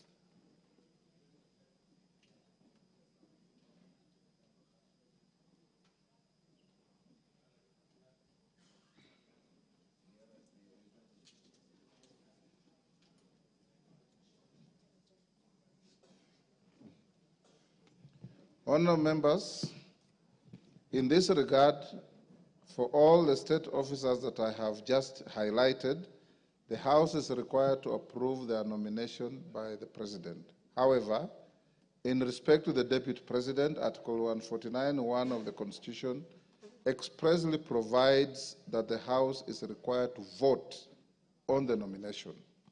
It is noteworthy that the Public Appointments Parliamentary Approval Act applies where an appointment under the Constitution or any other law requires an approval of the House. Consequently, noting Article 149(1) of the Constitution requires the House to take a vote on the nomination, the approval process envisaged under the Public Appointments Parliamentary Approval Act does not apply in this case. The House will therefore adopt the precedent it has set on this matter, and this settles that point. Honourable members, the second issue was whether the House shall conduct public participation in voting on the nomination under Article 149(1) of the Constitution. As stated earlier, Article 149(1) of the Constitution requires the House to take a vote on the nomination of Professor Kithure Kindiki, EGH, to fill the vacancy in the office of the Deputy President, which is essentially an election. Honourable members, you will recall that the practice of the House, whenever it is confronted with an obligation to vote on the matter as relates to an election, the instances include election of the Speaker, the Deputy Speaker, under Article 106 of the Constitution, the members of the East African Legislative Assembly and the Pan-African Parliament, for which the House is required to vote on nominations of members to hold such positions. The practice of the House in these instances is that the House has always proceeded directly to vote without public participation. To this end, to the extent that Article 149(1) of the Constitution contemplates the House to vote upon receiving the nomination, the requirement for public participation is not applicable in this case. This settles the second issue. Honourable members, on the third issue relating to whether members shall be allowed to debate on the nomination, is noteworthy that having determined the vote contemplated under Article 149(1) of the Constitution is an election, no debate arises on a matter of election. Indeed, you will recall that in the case of the election of a Speaker of this House and the members of the East African Legislative Assembly, no debate arises. This settles that third issue. The fourth issue, honourable members, is the issue on timelines envisaged under Article 149(1) of the Constitution. You will observe that the Article 149 of the Constitution defines the period within which the President is required to nominate a person to fill the vacancy in the office of the President, office of the Deputy President, which is within 14 days after vacancy in the office of the Deputy President arises. The National Assembly is then required to vote on the nomination within 60 days after receiving it. Honourable members, from the foregoing, Article 149(1) of the Constitution defines the maximum period within which the President and the National Assembly are required to act. To this end, the President can nominate a person to fill the vacancy from the first day of the vacancy arises up to the 14th day. On its part, the National Assembly is required to vote on any day from the first day it receives a nomination up to the 60th day after receipt of the nomination. Consequently, the nomination of Professor Kithure Kindiki, EGH, and the vote the House is required to take today on the nomination is within the constitutional timeline provided for in Article 149(1) of the Constitution. This settles that fourth issue. The fifth and final issue that was raised was guidance on the threshold for voting under Article 149 of the Constitution. It is noteworthy that Article 149(1) of the Constitution has not defined or provided for the threshold for voting for the nomination of a person to fill the vacancy of the office of the Deputy President. Article 122(1) of the Constitution provides that, except as otherwise provided in the Constitution, any question proposed for decision in either House of Parliament shall be determined by a majority of the members in that House present and voting. Consequently, the threshold for voting on the nomination of Professor Kithure Kindiki, EGH, is a majority of the members in this House present and voting, as provided for in Article 122(1) of the Constitution. That final issue is also settled. Honourable members, in summary, therefore, I wish to guide the House as follows. 1, that Article 149 of the Constitution requires the House to take a vote on the nomination of Professor Kithure Kindiki, EGH, to fill the vacancy in the office of the Deputy President. 2, and in this regard, the House will be guided by its previous precedents whenever it's called upon to take a vote on a matter as relates to the election of the Speaker, the Deputy Speaker, and members of IALA and Pan-African Parliament. 3, that no debate arises on a matter that the House is required to take a vote. 4, that the nomination of Professor Kithure Kindiki, EGH, and the vote the House is required to take on the nomination is within the constitutional timeline provided for in Article 149(1) of the Constitution. 5, that the House Business Committee has resolved that the vote contemplated under Article 149(1) of the Constitution be taken today during this sitting of the House. 6, that the threshold for voting on the nomination of Professor Kithure Kindiki, EGH, is a majority of the members in the House present and voting as provided for in Article 122(1) of the Constitution. The House is therefore accordingly guided and may now proceed to take the vote. Clerk, can you ring the division bell for 5 minutes? Yes, Wanjala.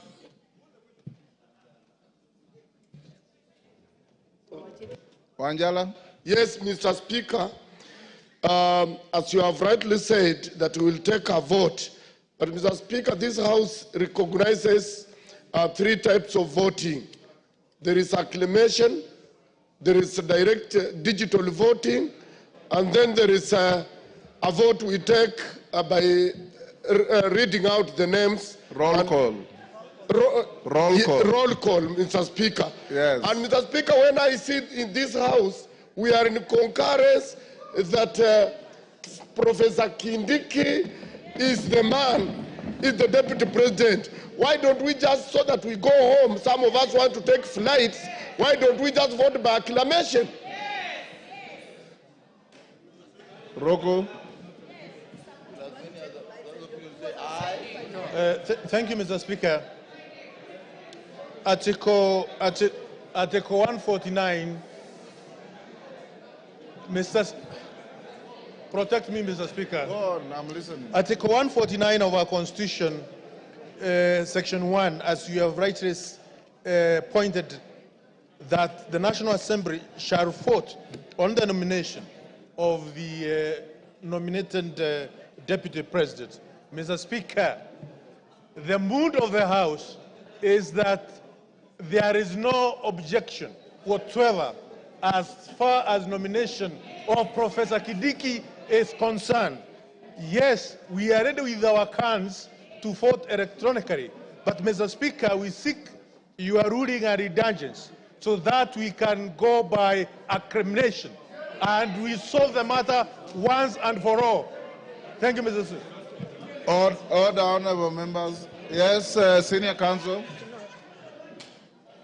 Senior Counsel Otiende. Give Otiende a moment. Thank you. Honorable Speaker, honorable members, I know this is a serious moment in history. It is also a constitutional moment. I wholly agree with the Honorable Wanjala, Honorable Ruku, in terms of the mood of the House. However, Mr. Speaker, there are things we need to do for the record, not just for ourselves. Even as we speak, this whole process is being challenged in court. We need not allow any gap, because so far, from the start to now, we have not allowed any gap. Let us not be in a rush to allow a gap. I beseech members, let us vote electronically. It does not take time. Thank you, Mr. Speaker. Honorable members, let's not open debate on this. Electronic voting takes less than 5 minutes.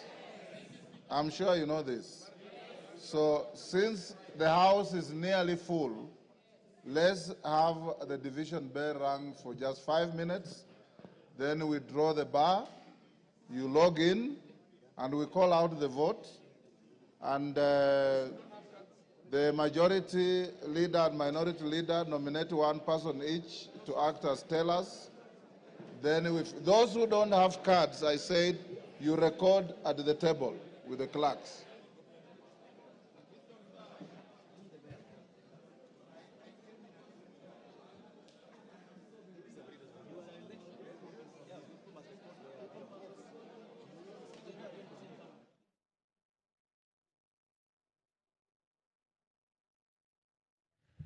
You're watching live pictures from the National Assembly, where members of parliament are preparing to vote for the nomination of Professor Kithure Kindiki to fill the vacancy in the Deputy President's office.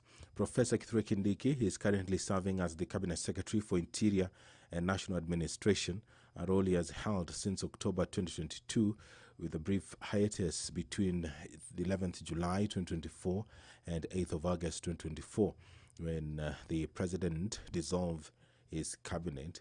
As the Cabinet Secretary for Interior and National Administration, Honorable Kindiki has led and overseen achievement of various milestones and reforms, including the Police Equipment Modernization Program, significantly enhancing the capabilities of Kenya's security services, finalization of a strategic framework to commence implementation of police reforms recommended by the Honorable Justice David Maraga Task Force, as well as abolishment of the previous vetting processes for issuance of national identity cards, recognition of minority groups and stateless communities, ensuring they receive Kenyan citizenship and associated rights, and operationalization of the Public Benefit Organizations Act.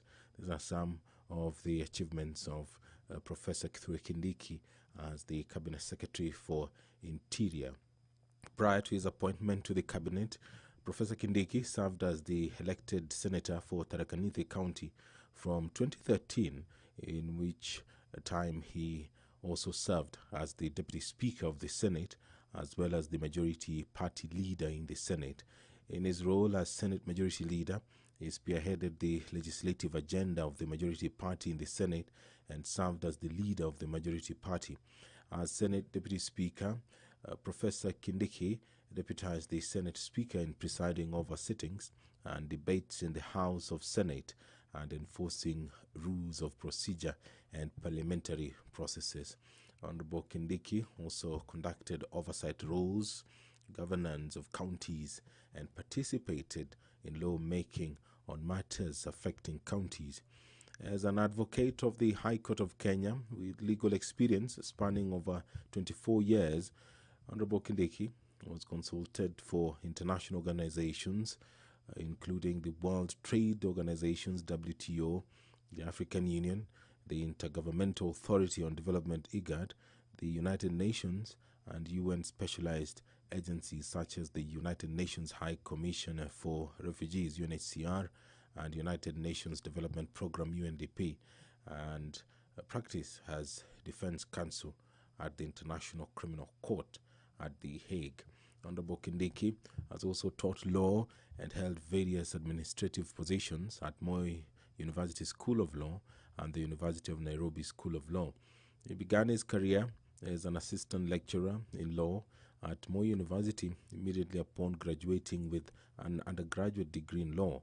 He then joined the University of Nairobi as a lecturer after graduating with a PhD in international law, where he quickly rose to the head of Department of Public Law at the young age of 33 years, and then to position of Associate Dean at the age of 35.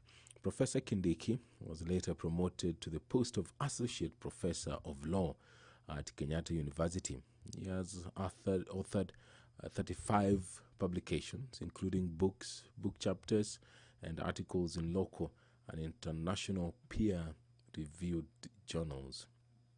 Honorable Kindiki holds a Bachelor of Law degree from Moi University, a postgraduate diploma in law from the Kenya School of Law, a Master's of Law degree, and a doctorate in international law from the University of Pretoria in South Africa. His professional affiliations include membership of the Academic Council on the United Nations System, the International Association for the Study on Forced Migration, the International Commission of Juries, the East African Law Society, and the Law Society of Kenya, LSK.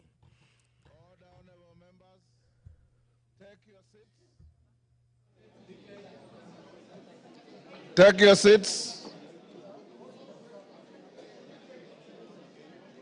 Sergeant, you may now draw the bar. Close the bar, sorry.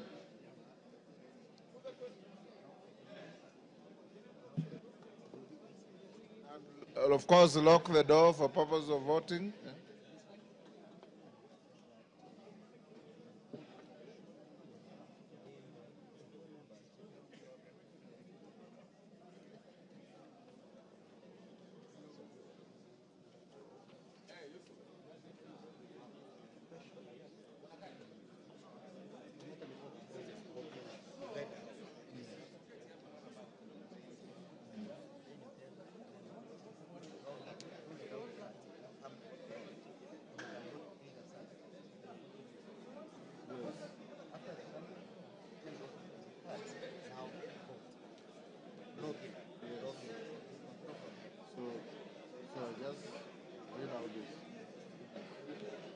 Order, honorable members.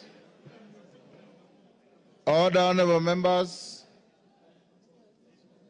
Can I have a feel on how many members don't have their cards? Not many.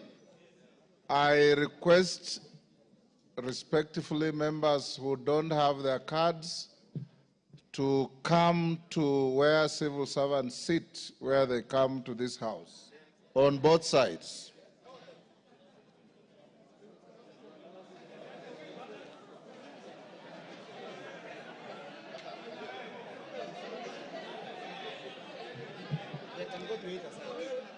And you can go to either side, it doesn't matter, but get in there. Sergeant, give them way.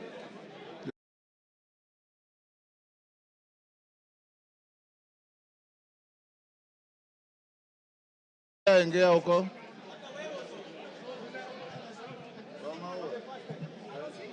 Yes. Get to this side, honorable members without cards.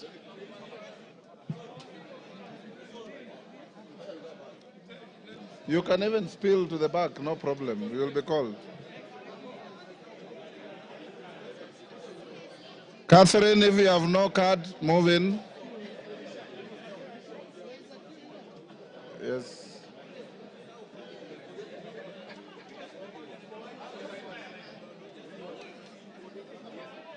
Member for Gatundu.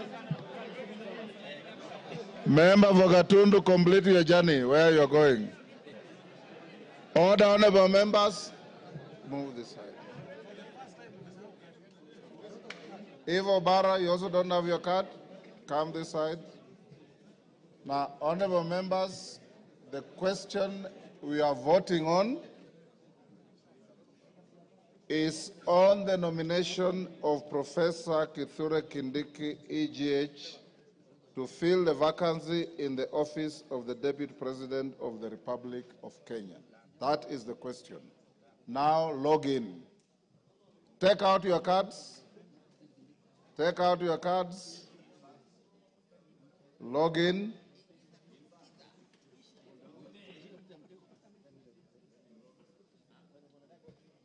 Dora, we are right? Not yet. Tungoje wakurugenzi wa mitambo. Catherine, you have your card? Yes, yes, I card. Yes. Who are the tellers? They're not tellers. Okay. Order. Katana, what is the problem?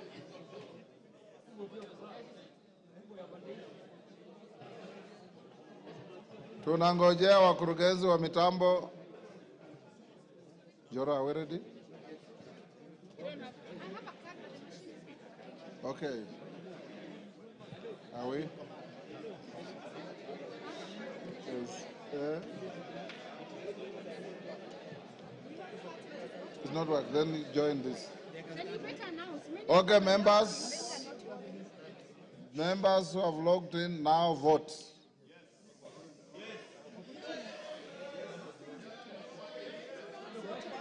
Then you will record here. That's all.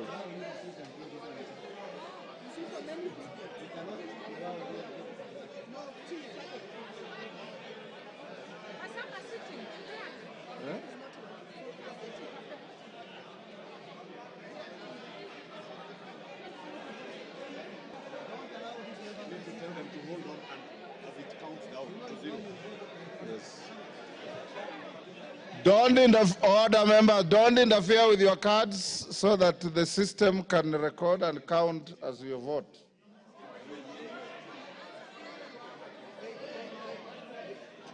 Hold.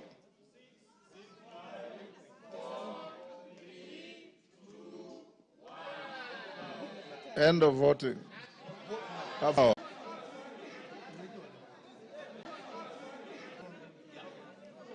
Vote. Activity taking place. The tellers are standing to the left of the screen. Just in front of the speaker is the Member of Parliament for Endebess, Honorable Dr. Robert Bukose, and the Member of Parliament for Mdewa constituency there on your screen, Honorable Owino, who is also a teller, and they are being assisted by the clerks.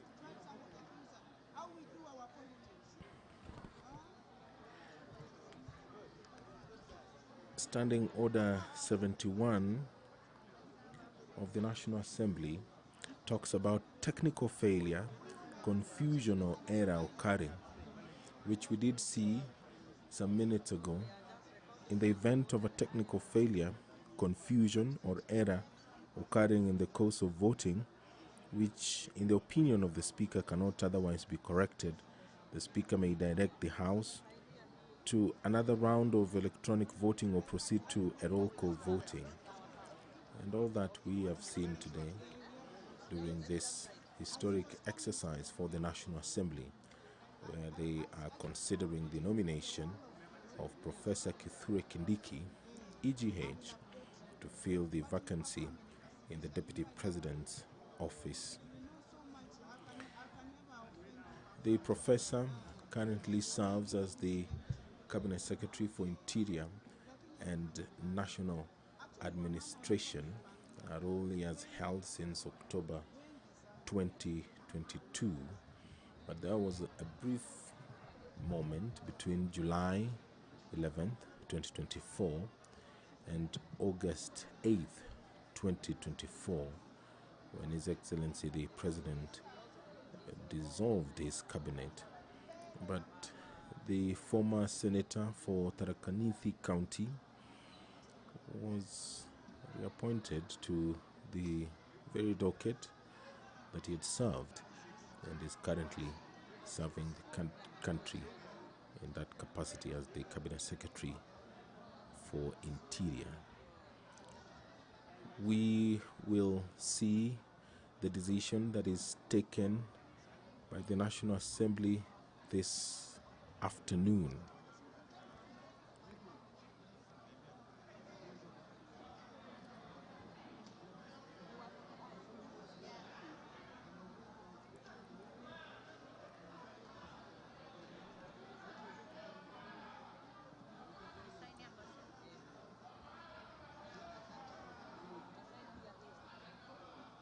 Order, honorable members, order.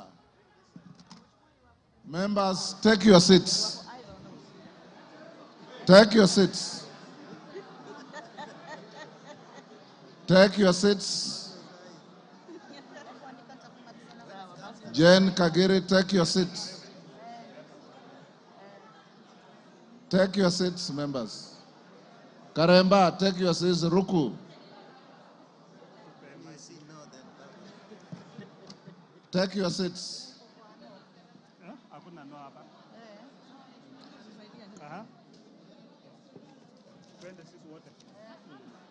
Take your seats.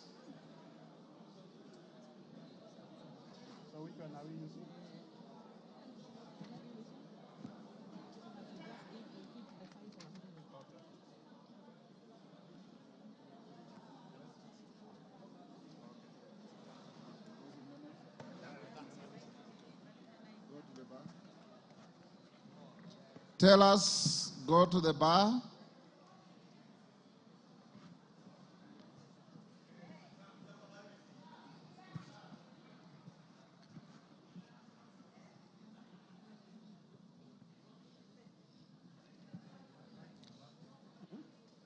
Tell us, approach the dispatch table now.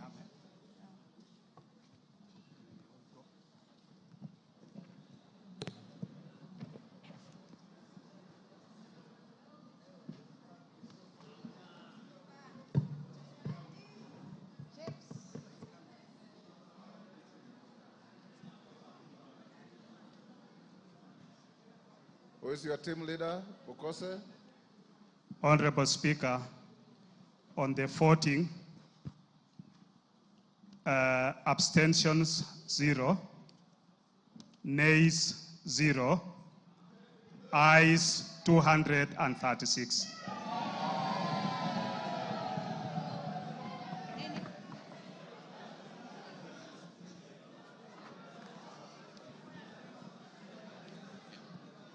You have signed to the...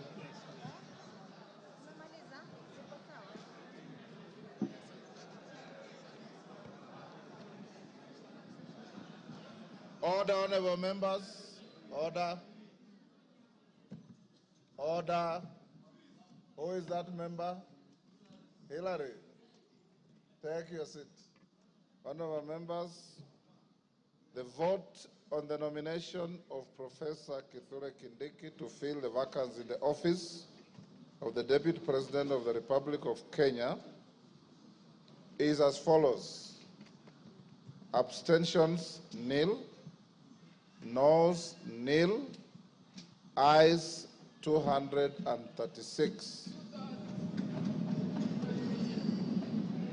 Present and voting, as we had advised you earlier, the vote is overwhelmingly yes.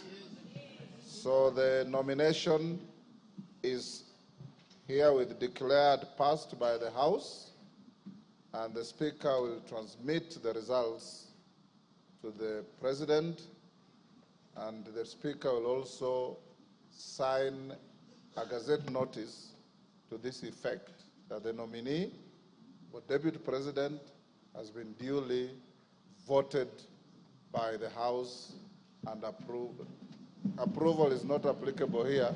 Has been voted by the House and therefore will transmit to the appointing authority to proceed with the appointment. He is now Deputy President-elect.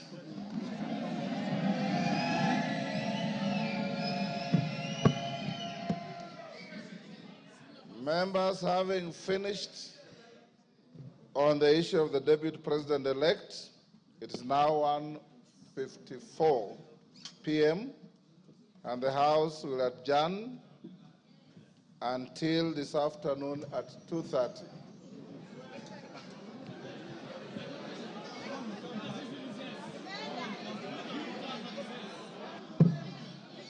Order. If you wanted to break now, the majority leader would have approached the chair.